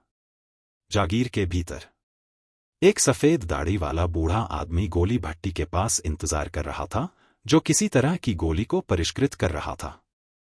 छोटे लड़के के आने से पहले ही मेंगडाई अर्जुन को अंदर ले आई थी। उसने कहा, बूढ़े साहब, मेरे भाई का इलाज कर दीजिए। कीमियागर शाही कुर्सी पर बैठा था और उसके हाथ में चाय का प्याला था। उसने केवल अर्जुन की ओर देखने के लिए अपनी आंखें उठाईं और कहा, हाँ, मैं नहीं बता सकता कि इस युवा गुरु को क्या हुआ। ओह! सच में? स्वप्न तितली ने 5 तीखे नाखून दिखाए। कीमियागर ने इसकी परवाह नहीं की और कहा, मैंने कई धमकियां देखी हैं। यदि आपके पास कोई अन्य तरीका नहीं है तो कृपया वापस चले जाइए। स्वप्न तितली ने अपने भंडारण रिंग से एक नुकीली सफेद टोपी निकाली और उसे अपने सिर पर रख लिया। कीमियागर इतना डर गया कि वह लगभग कुर्सी से फिसल गया। उसने जल्दी से मेज और कुर्सी को सहारा दिया और वापस बैठ गया। उसने कहा, जल्दी करो और यंग मास्टर को बुलाओ। यह बूढ़ा आदमी उसकी नब्ज बता देगा। कीमियागर ने अर्जुन पल्स को पूरे 10 मिनट दिए और फिर एक बदसूरत चेहरा दिखाया। इस युवा गुरु के शरीर में 2 शक्तियां हैं, एक यिन और दूसरी यांग। वे एक दूसरे से उलझी हुई और सीमित हैं।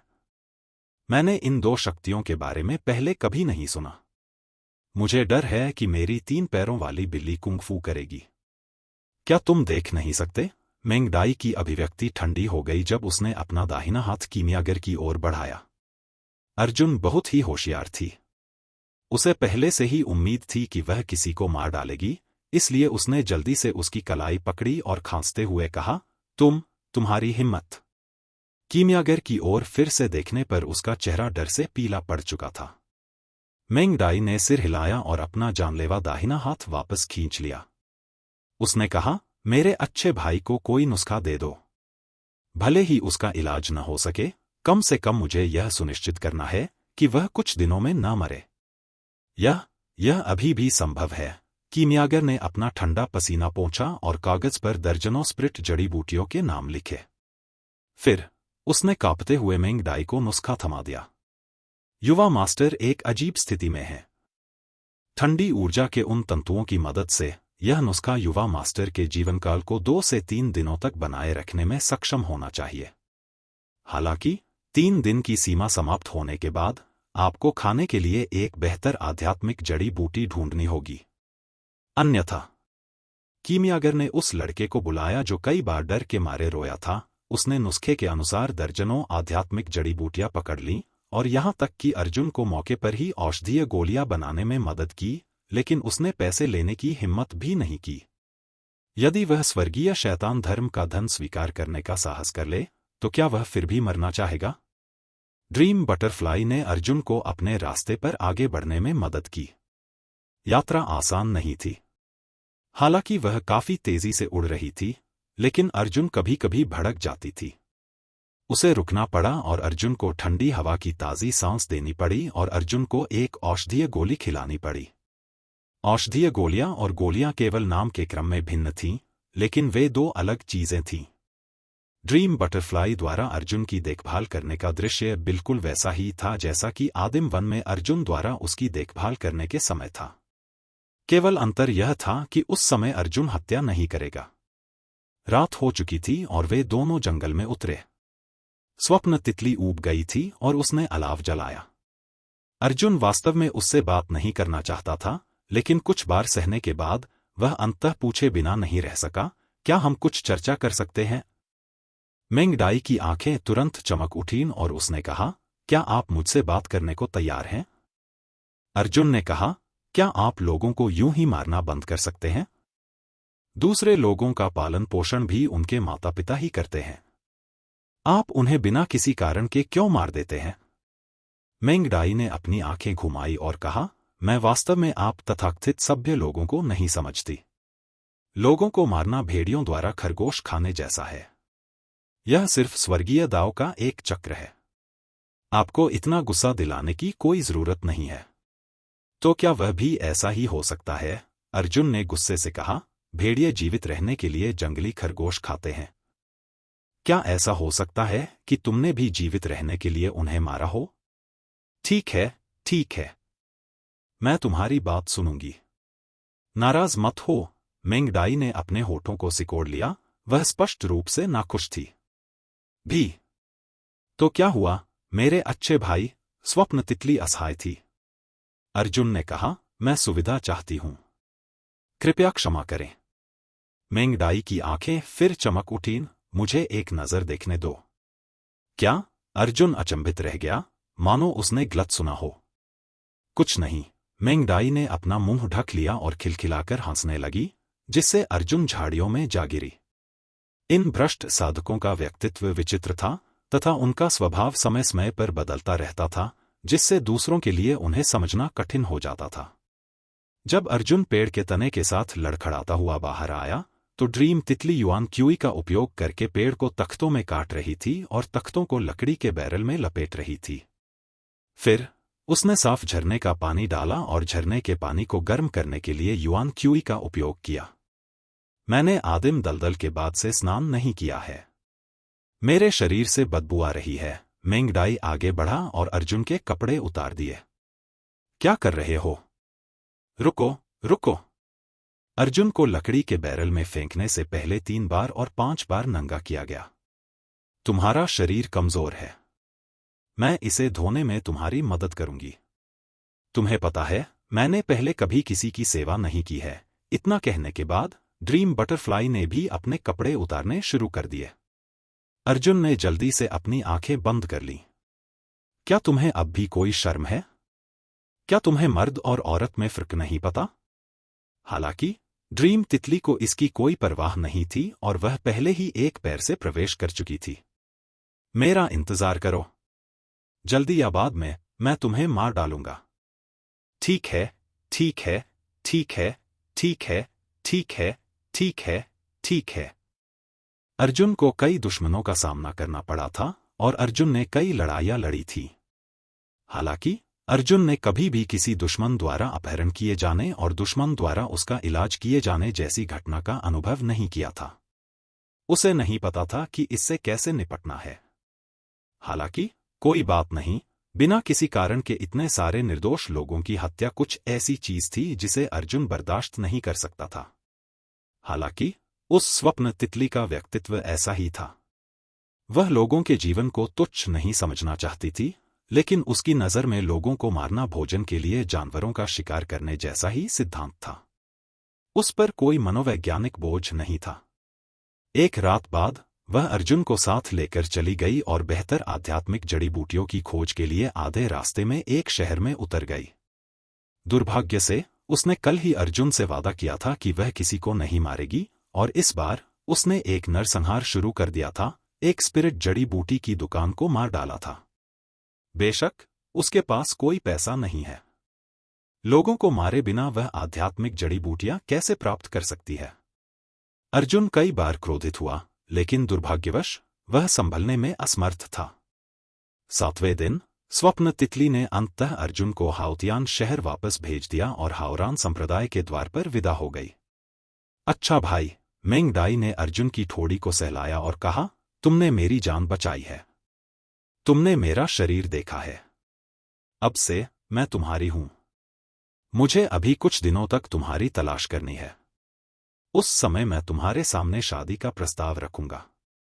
अर्जुन ने सोचा कि वह फिर से पागलपन की बातें कर रही है और उसने ध्यान देने की जहमत नहीं उठाई, इसलिए वह पलटा और अपने संप्रदाय में वापस चला गया। क्या हमें मास्टर को बाहर आने देना चाहिए और इस राक्षसी महिला से छुटकारा दिलाना चाहिए? उसे रखना एक बड़ी समस्या होगी। हालांकि उसने पलटकर देखा कि ड्रीम तितली का कोई निशान नहीं था। हावरन संप्रदाय। मास्टर अर्जुन सूर्य महल के बाहर बैठ गया। उसे ऐसा लग रहा था जैसे वह घर लौट आया हो।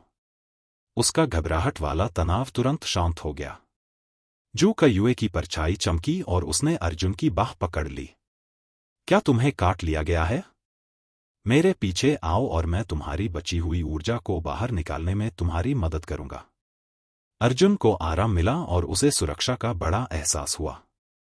वह तुरंत बेहोश हो गया। अध्याय 198 नई रैंकिंग। जू का युए ने अर्जुन को उस स्थान पर बिठाया जहां वह अक्सर मार्शल आर्ट का अभ्यास करती थी और अर्जुन को पैर मोड़कर बैठने दिया। धन्यवाद गुरुजी। अर्जुन जाग गया और पीछे मुड़ा। मत बोलो। जू का युए ने अर्जुन को बीच में रोका और अपनी दाहिनी तर्जनी उंगली अर्जुन की छाती पर रख दी। अर्जुन के शरीर की जांच करने के बाद जू का युए ने कहा, आपके शरीर में दो प्रकार की शक्तियां हैं। एक हमारे संप्रदाय के सूर्य की शक्ति है और दूसरी एक बहुत ठंडी शक्ति है जो सूर्य की शक्ति को उलझा देती है। सौभाग्य से यह ठंडी ऊर्जा मौजूद है, अन्यथा शेष सूर्य ऊर्जा आपके आध्यात्मिक समुद्र में प्रवाहित हो जाएगी। यदि ऐसा होता है तो भले ही आप जीवित रहने के लिए पर्याप्त भाग्यशाली हों, आपकी साधना नष्ट हो जाएगी। अब मुझे आपके शरीर से सूर्य की शक्ति निकालने दो। जैसे ही उसने बात की, जू कयुए की उंगलियों ने एक खिंचाव वाली शक्ति उत्सर्जित की।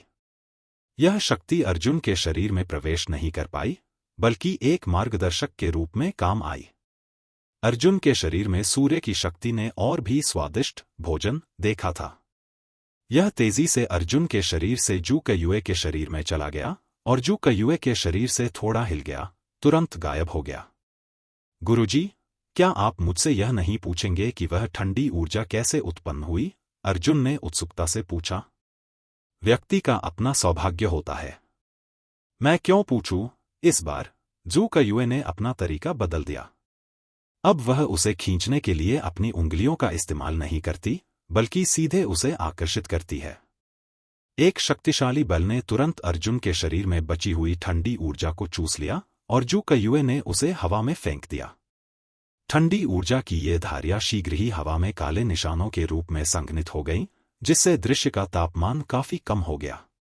अभी नहीं, जू कयुए ने अपनी हाउटियन शुद्ध युआन तकनीक से अर्जुन में शुद्ध युआन क्यूई इंजेक्ट किया और कहा, आपके मेरिडियन पहले से ही पूरी तरह से अव्यवस्थित हैं। मुझे अब उन्हें सुलझाने में आपकी मदद करने दें। सब कुछ हो जाने के बाद भी अर्जुन का शरीर बहुत कमजोर महसूस कर रहा था, लेकिन उसके शरीर में जोरदार शक्ति धीरे धीरे ठीक होने लगी। अपने आप को ठीक करो। अब कोई समस्या नहीं है। जू कयुए ने संतुष्टि में सिर हिलाया और जाने के लिए मुड़ा। अर्जुन ने गहरी सांस ली और दोनों हाथों से अपनी छाती के सामने वृत्त बनाए। उसने हाउतियन शुद्ध सार तकनीक का भी अभ्यास करना शुरू कर दिया। यह प्रतिक्रिया बहुत लंबे समय तक चली और अर्जुन को बहुत नुकसान हुआ। अर्जुन को 2 दिन और 2 रात तक ठीक होने में समय लगा और फिर वह अपनी चरम स्थिति में पहुंच गया। उसने आराम से कुछ खाया और स्नान किया, फिर जल्दी से क्रेडिट हॉल की ओर भागा। जब वह वापस लौटा तो उसने अपने शरीर से सूर्य की बची हुई ऊर्जा को बाहर निकालने में लगभग 3 दिन बर्बाद कर दिए थे। उसे नहीं पता था कि इस बार उसने जो योगदान दिया है वह ईगल रैंकिंग में सर्वोच्च रैंकिंग तक पहुंच पाएगा या नहीं। क्रेडिट हॉल में पहुंचने के बाद ईगल हॉल में छात्रों ने तुरंत अर्जुन को देखा, क्योंकि सन ने अतीत में कुछ बार तेजी से सुधार किया था। अर्जुन पहले से ही ईगल रैंकिंग पर एक प्रसिद्ध सुपर टीम बन गया था। सभी ने अर्जुन पर बहुत ज्यादा ध्यान दिया। कई छात्र पहले ही अपना असाइनमेंट जमा कर चुके थे और जाने के लिए तैयार थे, लेकिन जब उन्होंने अर्जुन को अंदर आते देखा तो वे जल्दी से उसके पीछे चले गए। अंदाजा लगाओ कि इस बार अर्जुन के सन कितनी रैंकिंग सुधार सकते हैं, किसी ने धीरे से कहा। उसके बगल में बैठे व्यक्ति ने उत्तर दिया, मेरा अनुमान है कि यदि वह जीवित रहा तो वह अपनी रैंक में 50 की वृद्धि ही कर सकेगा, क्योंकि वह पहले से ही द्वितीय श्रेणी की टीम है और द्वितीय श्रेणी का मिशन भी कर रहा है। हाँ, यह बात तो सही है।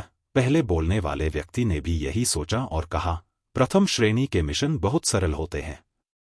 उसके लिए तेजी से आगे बढ़ना अपेक्षाकृत आसान है, लेकिन द्वितीय श्रेणी के मिशन बहुत कठिन हैं। मुझे ऐसा नहीं लगता, एक अन्य व्यक्ति ने बीच में टोकते हुए कहा, मुझे डर है कि अर्जुन इस बार दूसरे दर्जे का विशेष मिशन लेगा। मुझे लगता है कि वह अपनी रैंकिंग 70 से 80 तक बढ़ा सकता है। मुझे मत बताओ कि तुम भूल गए हो कि उसने द्वितीय श्रेणी अकादमी से 3 वरिष्ठ खिलाड़ियों को स्वयं चुना था। उनके दौर की सामग्री ईगल रैंकिंग की रैंकिंग तंत्र से संबंधित थी। पहले जब अर्जुन एक प्रथम श्रेणी की टीम थी तो ऊपरी सीमा में अधिकतम वृद्धि 50 स्थान थी। इसका उद्देश्य किसी को भी धोखा देने से रोकना और सिर्फ एक सही मिशन के साथ ईगल रैंकिंग पर कब्जा करना था। हालांकि टीम के दूसरे स्तर पर पहुंचने के बाद इस नियम को बदल दिया गया और ऊपरी सीमा को अधिकतम 100 तक बदल दिया गया। ऐसा इसलिए था क्योंकि यदि कोई टीम इस स्तर तक आगे बढ़ने के लिए मिशनों पर भरोसा कर सकती थी तो वे मूल रूप से धोखाधड़ी के संदेह से बचने में सक्षम होंगे। जिस छात्र ने कहा था कि अर्जुन अपनी रैंकिंग 70 से 80 स्थानों तक बढ़ा सकता है, उसने अनुमान लगाया कि इस नियम के आधार पर अर्जुन की रैंकिंग 50 से अधिक स्थानों और 100 से कम स्थानों तक बढ़ेगी। सभी लोग अंतिम परिणाम देखने के लिए प्रतीक्षा करते हुए चर्चा कर रहे थे। यदि यह प्रतिष्ठित ईगल पैलेस न होता तो वे शर्त लगाने के लिए तैयार होते। जहां तक उनकी बातचीत का सवाल है, अर्जुन ने उनकी बात नहीं सुनी। वह अभी भी अपने काम को पूरा करने और बिजली के प्रति अपने प्रतिरोध को जल्दी से बेहतर बनाने का इंतजार कर रहा था। खिड़की के काउंटर पर बैठे कर्मचारियों ने जब अर्जुन के मिशन स्क्रॉल को अपने हाथ में लिया तो वे एक पल के लिए दंग रह गए और फिर उन्होंने सावधानीपूर्वक इसकी पुष्टि की। उनके चेहरे पर एक हैरान करने वाला भाव दिखाई दिया। यह आपका इनाम है। कर्मचारी ने आश्चर्यचकित भाव बनाए रखा और कमर का टोकन अर्जुन को लौटा दिया। 2 द्वितीय श्रेणी के विशेष मिशन, कुल 200 क्रेडिट, साथ ही 50 क्रेडिट जो अर्जुन ने पहले छोड़े थे, ने उसकी कमर में कुल 250 क्रेडिट जमा करा दिए। कमर टोकन प्राप्त करने के बाद वह ईगल रैंकिंग को देखने के लिए मुड़ा। सच कहूं तो उसे नहीं पता था कि वह कितनी रैंकिंग में सुधार कर सकता है, क्योंकि वह अकेले ऐसे व्यक्ति नहीं थे जो विशेष मिशन करना जानते थे, बल्कि ऐसे कई विशेषज्ञ भी थे जो उन्हें कर रहे थे। इसलिए प्रतिस्पर्धा इस बात पर थी कि मिशन को किस गति से पूरा किया जा सकता है। संभवतः उनमें से बहुत कम नहीं होने चाहिए, है ना? अर्जुन ने खुद से कहा। हालांकि उसने इस मिशन पर 1 महीने से अधिक समय बिताया था, लेकिन विशेष मिशन करने वाली टीमों के बीच यह बहुत तेज समय नहीं था। हालांकि वह पहले ही 2 मिशन पूरे कर चुका था। एक विशेष मिशन के समय में 2 मिशन पूरे करने के बाद उसे डर था कि वह कम से कम अपनी रैंकिंग में 150 से अधिक की वृद्धि कर ले। अर्जुन के दिल में उनकी स्थिति के बारे में यह एक आशावादी दृष्टिकोण था।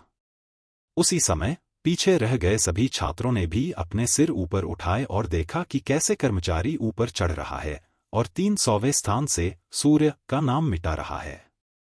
फिर कर्मचारी चढ़ना जारी रखता है। कितने होंगे? जब मैंने अपनी टीम की रैंकिंग में सुधार देखा था, तब की तुलना में अब मैं और अधिक घबराया हुआ क्यों हूं? सभी ने चर्चा शुरू कर दी। वे वास्तव में अर्जुन के समर्थक नहीं थे, बल्कि वे चमत्कारों को मानवीय गुण मान रहे थे। हर कोई देखना चाहता था कि क्या अर्जुन बेहतर कर सकता है। हालांकि कर्मचारी पहले ही 250 लोगों की ऊंचाई पार कर चुका था। देखो, मैंने तुमसे कहा था। अर्जुन निश्चित रूप से न केवल अपनी रैंक 50 तक बढ़ाएगा, छात्र ने आत्मसंतुष्ट होकर कहा। सभी लोग उत्साहित होने लगे। यह देखकर कि कर्मचारी पहले ही 200 की ऊंचाई पार कर चुके थे और अभी भी ऊपर चढ़ रहे थे, सभी की आंखों का उत्साह पहले ही आश्चर्य में बदल चुका था। क्या? आप पहले ही 100वीं रैंक पार कर चुके हैं और आप अभी भी ऊपर जा रहे हैं? जब मजदूर 150वीं ऊंचाई पर पहुंचा तो अर्जुन ने सिर हिलाया और मन ही मन सोचा कि शायद वह यहीं रुक जाएगा। हालांकि परिणाम ने खुद अर्जुन को आश्चर्यचकित कर दिया। वह कर्मचारी वास्तव में अभी भी आगे बढ़ रहा था। लानत है, किसी ने चिंता में चिल्लाते हुए कहा। अर्जुन ने कितने मिशन पूरे किए हैं? यह संख्या पहले ही 150 हो चुकी है और यह अभी भी बढ़ रही है। अंत में स्टाफ सदस्य 100वें स्थान पर रुक गया। ईगल सूची पर उसे थोड़ा झटका लगा। 99वें स्थान से नीचे की सभी टीमें सामूहिक रूप से एक रैंकिंग से नीचे चली गईं। 99 के पीछे के खाली स्थान में स्टाफ सदस्य ने ड्रैगन जैसे तरीके से टीम सन और पीक सन शब्द लिखे। अध्याय 199 12 संयुक्त परीक्षाएं। बहुत खूब। भीड़ में से एक अविश्वसनीय विस्मयकारी ध्वनि गूंजी। सन्स ने अपनी रैंकिंग में 200 की बढ़ोतरी की थी। वह पहले ही शीर्ष 100 रैंक में प्रवेश कर चुका था। दूसरे शब्दों में, अर्जुन अभी भी उसी कठिनाई स्तर को पूरा करने में सबसे तेज था। एक बार फिर सन्स के लिए गर्मजोशी से तालियां बजीं। अर्जुन के सन हर बार अपनी रैंकिंग को अपग्रेड करने पर काफी हलचल मचाते थे। इसका एक कारण यह भी था कि अर्जुन बहुत ही शानदार थे। उन्होंने अकेले ही एक टीम का समर्थन किया और हर बार जब वे अपग्रेड करते थे तो यह उच्चतम सीमा होती थी। दूसरी ओर उन्होंने सोचा कि सन विशेष थे क्योंकि पूरे हावरन संप्रदाय में केवल एक ही टीम थी जो सन पीक से संबंधित थी। इस दृश्य को देखकर अर्जुन का खून खौल उठा और वह उत्साहित होने से खुद को रोक नहीं सका। गुरुजी, यह बहुत अच्छा होगा यदि आप भी यह दृश्य देख सकें। इस शिष्य को उन लोगों को सूर्य शिखर की ओर एक नई दृष्टि से देखना सिखाना चाहिए जिन्होंने कभी सूर्य शिखर का उपहास किया था। मूल रूप से इस बार मिशन पूरा करने के बाद अर्जुन कुछ समय के लिए आराम करने और पूरे दिल से विशेष कॉलेज परीक्षा का स्वागत करने के लिए तैयार था और द्वितीय श्रेणी अकादमी में प्रवेश करने का प्रयास कर रहा था। हालांकि चूंकि वह पहले स्थान के बहुत करीब था, इसलिए उसने अंत तक दौड़ जारी रखने का निर्णय लिया। नमस्ते, मैं एक और मिशन लेना चाहता हूं। अर्जुन ने पलटकर देखा कि स्टाफ सदस्य भी बहुत उत्साहित था। मैं आपके शब्दों का इंतजार कर रहा था। स्टाफ सदस्य ने तुरंत मिशन सूची लाकर कहा, मैं अभी भी यह देखने के लिए इंतजार कर रहा हूं कि क्या आप हॉक रैंकिंग के इतिहास को ताज़ा करना जारी रख सकते हैं। धन्यवाद। अर्जुन ने मिशन निर्देशिका संभाली, यह देखने के लिए कि क्या वह कोई ऐसा विशेष मिशन ढूंढ सकता है जिसमें कम समय लगे। अर्जुन की आंखें जम गईं क्योंकि वह मिशन सूची पर उतरा था। इस मिशन ने अर्जुन को थोड़ा अजीब महसूस कराया। मिशन विवरण: रैंक 2 विशेष मिशन, 10 सार परिवर्तन गोलियों का शोधन। मिशन अवधि 3 दिन, 100 क्रेडिट पुरस्कृत। यह अर्जुन ने मिशन की ओर इशारा करते हुए स्टाफ सदस्य से पूछा, पिछली बार जब मैंने इसे देखा था तो ऐसा कोई मिशन नहीं था। यह अचानक क्यों सामने आया? अर्जुन को आश्चर्य हुआ कि नए शिष्यों के संप्रदाय में प्रवेश करने के बाद वास्तव में मूल परिवर्तन की गोलियों की मांग चरम पर थी।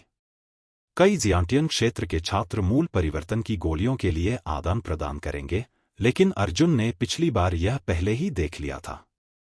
प्रकृति संप्रदाय की मूल परिवर्तन की गोलियां अभी भी अच्छी तरह से स्टॉक में थी। क्या ऐसा हो सकता है कि नए शिष्यों का एक और समूह संप्रदाय में शामिल हो गया है? स्टाफ सदस्य ऐसे प्रश्न का उत्तर देने के लिए बाध्य नहीं था, लेकिन उसे अर्जुन के बारे में अच्छी जानकारी थी और उसने कहा, हाँ।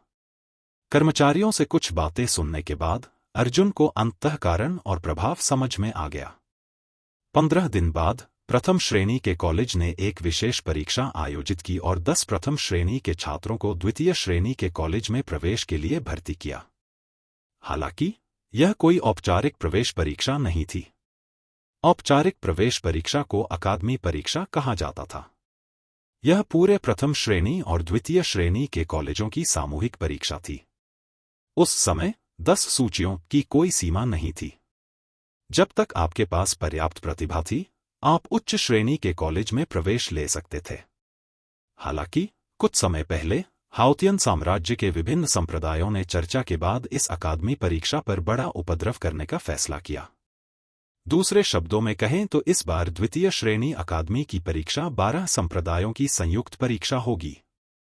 उस समय अन्य 11 संप्रदाय भी हावरन संप्रदाय के दूसरे दर्जे के छात्रों के साथ परीक्षा देने के लिए हावरन संप्रदाय में आते थे। सीधे शब्दों में कहें तो यह श्रेष्ठता और हीनता की प्रतिस्पर्धा होती थी। इस 12 संप्रदाय की संयुक्त परीक्षा में यदि हावरन संप्रदाय के शिष्यों ने उत्कृष्ट परिणाम प्राप्त किए तो वे स्वाभाविक रूप से उच्च श्रेणी की अकादमी में प्रवेश करेंगे। जहां तक दूसरे 11 या तीसरे दर्जे के शिष्यों का सवाल है, यदि उन्होंने अच्छे परिणाम प्राप्त किए तो उन्हें अपने अपने संप्रदायों में लौटने के बाद मुख्य शिष्यों के रूप में पदोन्नत किया जाएगा। यह पहली बार था जब अर्जुन 12 संयुक्त परीक्षाओं में सफल होने में कामयाब रहा था। बेशक शर्त यह थी कि अर्जुन विशेष कॉलेज परीक्षा पास कर सके और द्वितीय श्रेणी अकादमी में प्रवेश कर सके। जहां तक मूल परिवर्तन गोलियों का प्रश्न है, वे हावरान संप्रदाय के लिए तैयार नहीं थी। सभी जानते थे कि हावरन संप्रदाय ने अन्य संप्रदायों की मदद करने में कोई कसर नहीं छोड़ी थी। इसलिए 12 संयुक्त परीक्षाओं से पहले हावरन संप्रदाय उत्कृष्ट शिक्षकों और शिष्यों की एक टीम को लोगों के एक बड़े समूह से मिलने और उन संप्रदायों में मार्शल आर्ट का प्रचार करने के लिए भेजता था। ये सार परिवर्तन गोलियां वास्तव में उपहार थीं जिन्हें गश्ती दल को अन्य संप्रदायों तक पहुंचाना था। तो यह मामला है, अर्जुन हंसा। कर्मचारी ने सिर हिलाया और कहा, हाँ, हमारा ब्लू टाइड महाद्वीप हमेशा अन्य महाद्वीपों के बीच सबसे निचले स्थान पर रहा है। यह वास्तव में ब्लू टाइड महाद्वीप के दूसरे और तीसरे दर्जे के संप्रदाय हैं, हमारे हावरन संप्रदाय के अलावा, जो बहुत कमजोर हैं। इसलिए हमारे हावरन संप्रदाय ने यह विचार सामने रखा, हम अन्य संप्रदायों को साथ लाएंगे और अन्य संप्रदायों को हमारी मार्शल आर्ट तकनीकों और मार्शल आर्ट सिद्धांतों पर व्याख्यान देंगे। हर कोई अपने पास जो है, उसके बदले में जो उसके पास है, उसे देगा। हाँ, यह अच्छी बात है, अर्जुन ने उत्साह से सिर हिलाया। उसे इस बात पर गर्व भी था कि वह इतने खुले विचारों वाले संप्रदाय में शामिल हो पाया। तो मैं इस मिशन को स्वीकार कर लूंगा। मैं इसे पूरा करने के लिए समय का लाभ उठाऊंगा। अर्जुन ने मिशन स्वीकार कर लिया और तुरंत झाहुआ पीक की दिशा में भाग गया। अच्छी बात तो अच्छी बात थी, लेकिन दबाव भी आया। यह वैसा ही था जैसे अर्जुन न केवल अपने साथी शिष्यों के साथ, बल्कि संप्रदाय के अन्य 11 शिष्यों के साथ भी प्रतिस्पर्धा कर रहा था। यह 12 संप्रदायों की पहली संयुक्त परीक्षा थी। अगर वह अच्छी रैंकिंग प्राप्त कर लेता, तो वह निश्चित रूप से तायांग फेंग के सामने हावरन संप्रदाय का चेहरा पेश करता। हालांकि, अगर वह बुरी तरह विफल हो जाता, तो वह पूरे हाउटियन साम्राज्य के सामने अपना चेहरा खो देता। इसका कारण क्या था? केवल हावरन संप्रदाय के पास ही अकादमी ग्रेड सेटिंग थी। अन्य संप्रदायों में केवल बाहरी शिष्यों और मुख्य शिष्यों के बीच अंतर था। हावरन संप्रदाय के द्वितीय श्रेणी कॉलेज के छात्र आमतौर पर मूल वापसी क्षेत्र के दूसरे से 5वें स्तर पर थे। जहां तक अन्य संप्रदायों की बात है, उनके पास कोई तथाकथित कुछ ग्रेड कॉलेज नहीं थे, इसलिए वे अपने साधना क्षेत्रों को मूल्यांकन मानदंड के रूप में उपयोग करते थे, और वे अकादमी परीक्षा में भाग लेने के लिए मूल रिटर्न के दूसरे से 5वें स्तर पर शक्तिशाली विशेषज्ञों के एक समूह का चयन करते थे। शायद ये लोग पहले से ही अपने संप्रदाय में 3 से 4 साल या 4 से 5 साल तक रह चुके थे। चाहे वह युद्ध का अनुभव हो या मार्शल आर्ट, वे जरूरी नहीं कि हावरन संप्रदाय के शिष्यों से कमतर थे। इस समय अर्जुन मूल वापसी के केवल पहले स्तर पर था। अगर वह 12 संप्रदायों की संयुक्त परीक्षा में प्रवेश करता, तो वह सबसे नीचे होता। उस पर दबाव अभी भी बहुत ज्यादा होगा। अर्जुन ने फॉर्च्यून पीक पर पहुंचने के बाद तुरंत सार परिवर्तन गोली को परिष्कृत करने के लिए प्रारंभिक कार्य शुरू कर दिया। इस समय अन्य गोली कक्षों में फॉर्च्यून पीक के उच्च श्रेणी के वरिष्ठ भाई बहन थे। वे भी मूल परिवर्तन गोली को परिष्कृत करने के लिए अपने प्रयासों को आगे बढ़ा रहे थे, गोलियों के एक बड़े बैच का उत्पादन करने की योजना बना रहे थे। अर्जुन के लिए एसेंस ट्रांसफॉर्मेशन पिल को परिष्कृत करना अब कोई समस्या नहीं थी। इस अच्छे पिल रूम, एक अच्छी पिल भट्टी और एक अच्छी पिल आग के साथ, अर्जुन हर 3 घंटे में एक शीर्ष ग्रेड एसेंस ट्रांसफॉर्मेशन पिल को परिष्कृत कर सकता था। उन्होंने दिन रात एक करके काम करना नहीं छोड़ा और 10 शीर्ष श्रेणी की ओरिजिन ट्रांसफॉर्मेशन पिल्स तैयार करने में उन्हें 30 घंटे लगे। उसने आराम करने की परवाह नहीं की और जल्दी से पहाड़ से नीचे क्रेडिट हॉल की ओर चला गया। हालांकि क्रेडिट हॉल के प्रवेश द्वार पर उसने लोगों के एक बड़े समूह को कुछ जोशपूर्ण चिल्लाते हुए देखा। उसे नहीं पता था कि वे किसे देख रहे थे। किसका इतना बड़ा प्रभाव है? अर्जुन थोड़ा चौंक गया और भीड़ में घुस गया। अध्याय 200 सम्मान के शिखर पर चढ़ो। आमतौर पर क्रेडिट हॉल में बहुत से लोग होते थे, लेकिन उनमें से ज्यादातर क्रेडिट हॉल के अंदर थे। इस बार प्रवेश द्वार पर इतने सारे लोग इकट्ठे हुए थे, जिसने अर्जुन का ध्यान आकर्षित किया।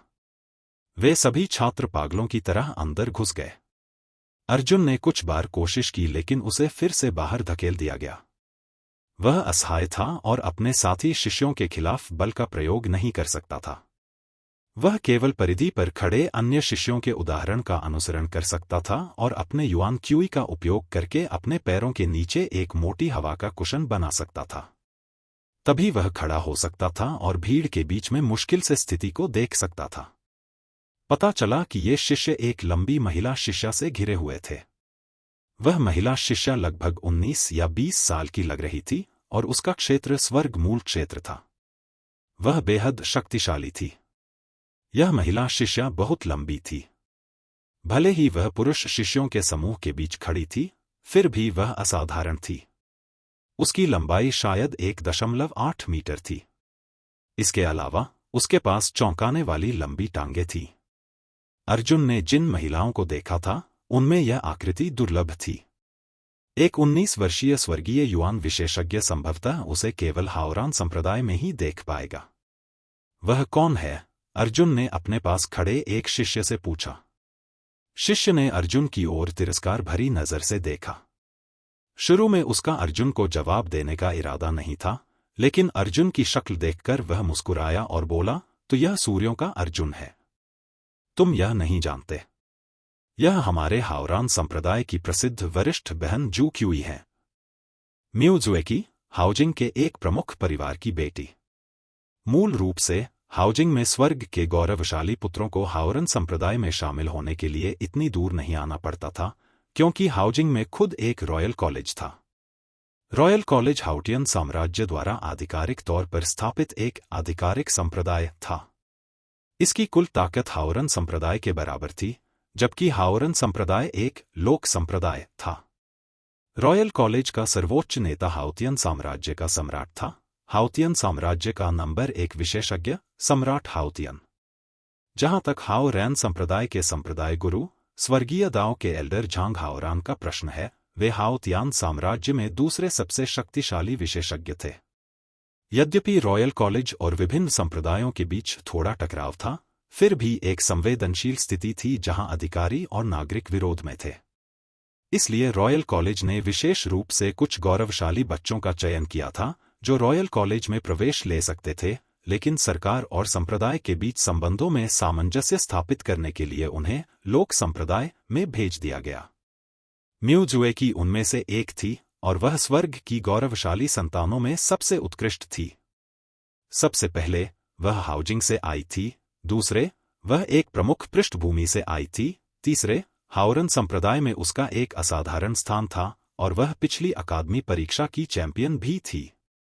अपनी उत्कृष्ट उपस्थिति के कारण उन्हें हाओरान का फूल के नाम से जाना जाता था और वे हाओरान संप्रदाय की शीर्ष सुंदरियों में से एक थीं। हालांकि अर्जुन की नज़र में म्यू जुएकी की शक्ल अभी भी उसके गुरु जू कयुए से थोड़ी कमतर थी। हालांकि जू कयुए शीर्ष गुरु थीं और किसी और को उन्हें देखने का मौका नहीं मिला था। जहां तक अर्जुन का प्रश्न है, जो हमेशा सुंदर स्वामी जू कयुए की रखवाली करता था, उसने स्वाभाविक रूप से म्यू जुएकी की उपस्थिति को उतना महत्व नहीं दिया। वह पिछली अकादमी परीक्षा की चैंपियन थी। अर्जुन ने थोड़ा सिर हिलाया। वह वास्तव में एक बहुत शक्तिशाली व्यक्ति था। तुम्हें अभी भी नहीं पता है ना? पास के शिष्य ने कहा। वरिष्ठ बहन जू क्यूई तीसरी कक्षा अकादमी की नंबर 1 विशेषज्ञ हैं। इस बार वह हाओरन संप्रदाय का प्रतिनिधित्व करेंगी और अन्य शिक्षकों के साथ अन्य 11 संप्रदायों में मार्शल आर्ट पर व्याख्यान देने जाएंगी। ओह, वह उनमें से एक है। अर्जुन को गहरा विश्वास था कि इस तरह की ताकत वाली एक वरिष्ठ बहन स्वाभाविक रूप से अन्य 11 संप्रदायों को उपदेश देकर प्रकृति संप्रदाय की ताकत का प्रदर्शन करने में सक्षम होगी। इस समय सफेद कपड़े पहने एक तैरता हुआ आदमी अचानक आसमान से उतरा और म्यू जुएकी के पास उतरा। जू क्यूई, तुम वापस आ गए। वह आदमी मंद मंद मुस्कुराया। यह अर्जुन का मार्गदर्शक जियांग युनफान था। मैंने सुना है कि 2 दिन में आप अपने गुरुओं के साथ प्रचार करने के लिए संप्रदाय में जाएंगे, इसीलिए आप वापस आए हैं, है ना? जियांग युनफान ने कहा। वाह, यह तो वरिष्ठ भाई युनफैन हैं। कई शिष्यों की आंखें ईर्ष्या से चमक उठीं। तीसरी कक्षा के छात्र की उच्चतम सीमा स्वर्गीय युआन का पहला स्तर था, जबकि म्यू जुएकी और जियांग युनफान दोनों स्वर्गीय युआन के पहले स्तर पर थे। इसका मतलब यह था कि वे दोनों तीसरी कक्षा के कॉलेज की सबसे मजबूत लड़ाकू ताकत का प्रतिनिधित्व करते थे। हाँ, म्यू जुएकी ने हल्के से मुस्कुराते हुए कहा, मैं हमेशा बाहर ही प्रशिक्षण लेती रही हूं। जब मैं इस बार वापस आई, तभी मुझे एहसास हुआ कि यहाँ बहुत सारे छोटे भाई और छोटी बहनें हैं। म्यू जुएकी की एक हल्की सी मुस्कुराहट से ही पुरुष शिष्यों में नशा छा जाता था और महिला शिष्याएं भी काफी असंतुष्ट हो जाती थीं। अर्जुन ने चुपके से सिर हिलाया। यह देखा जा सकता था कि सीनियर भाई युनफान को सीनियर बहन म्यू जुएकी के लिए कुछ प्रशंसा थी। जैसा कि कहा जाता है, वे दोनों ताकत और उपस्थिति के मामले में बहुत अनुकूल थे। हालांकि म्यू जुएकी भी जियांग युनफान के बहुत करीब थी, लेकिन उसने हमेशा ऐसी दूरी बनाए रखी थी। ऐसा लगता था कि वह एक ही संप्रदाय के जियांग यूनफान के प्रति एक पुरुष और महिला से ज्यादा स्नेही थी।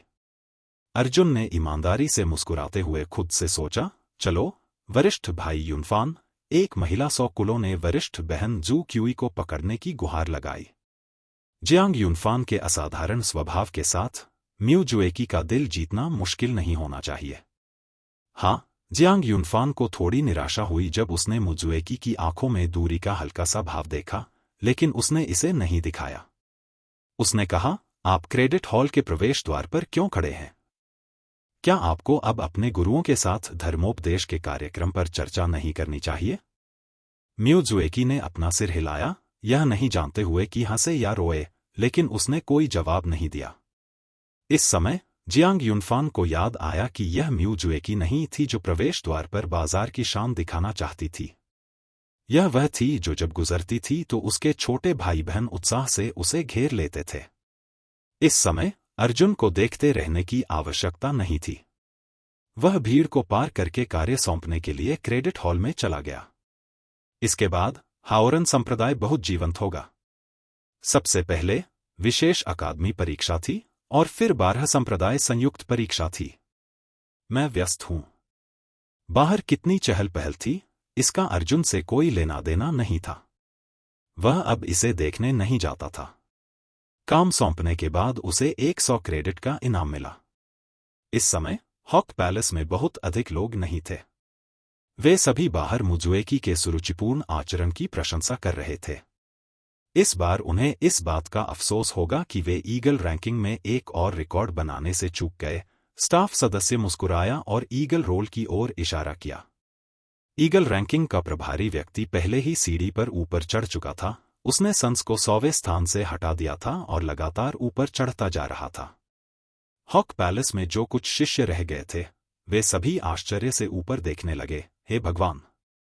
सूर्य फिर से सुधरने वाले हैं। यह इतनी जल्दी क्यों है?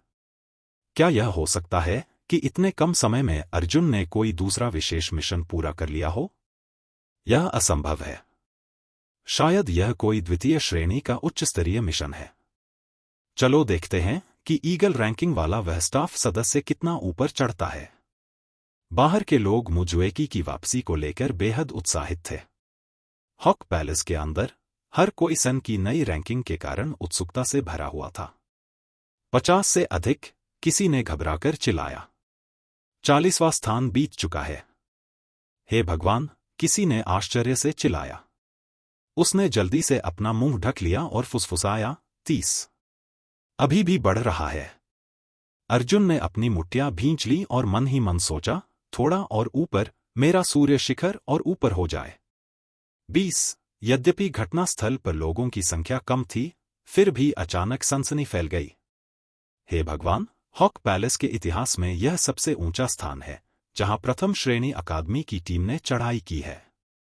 नहीं, यह अभी भी ऊपर चढ़ रहा है।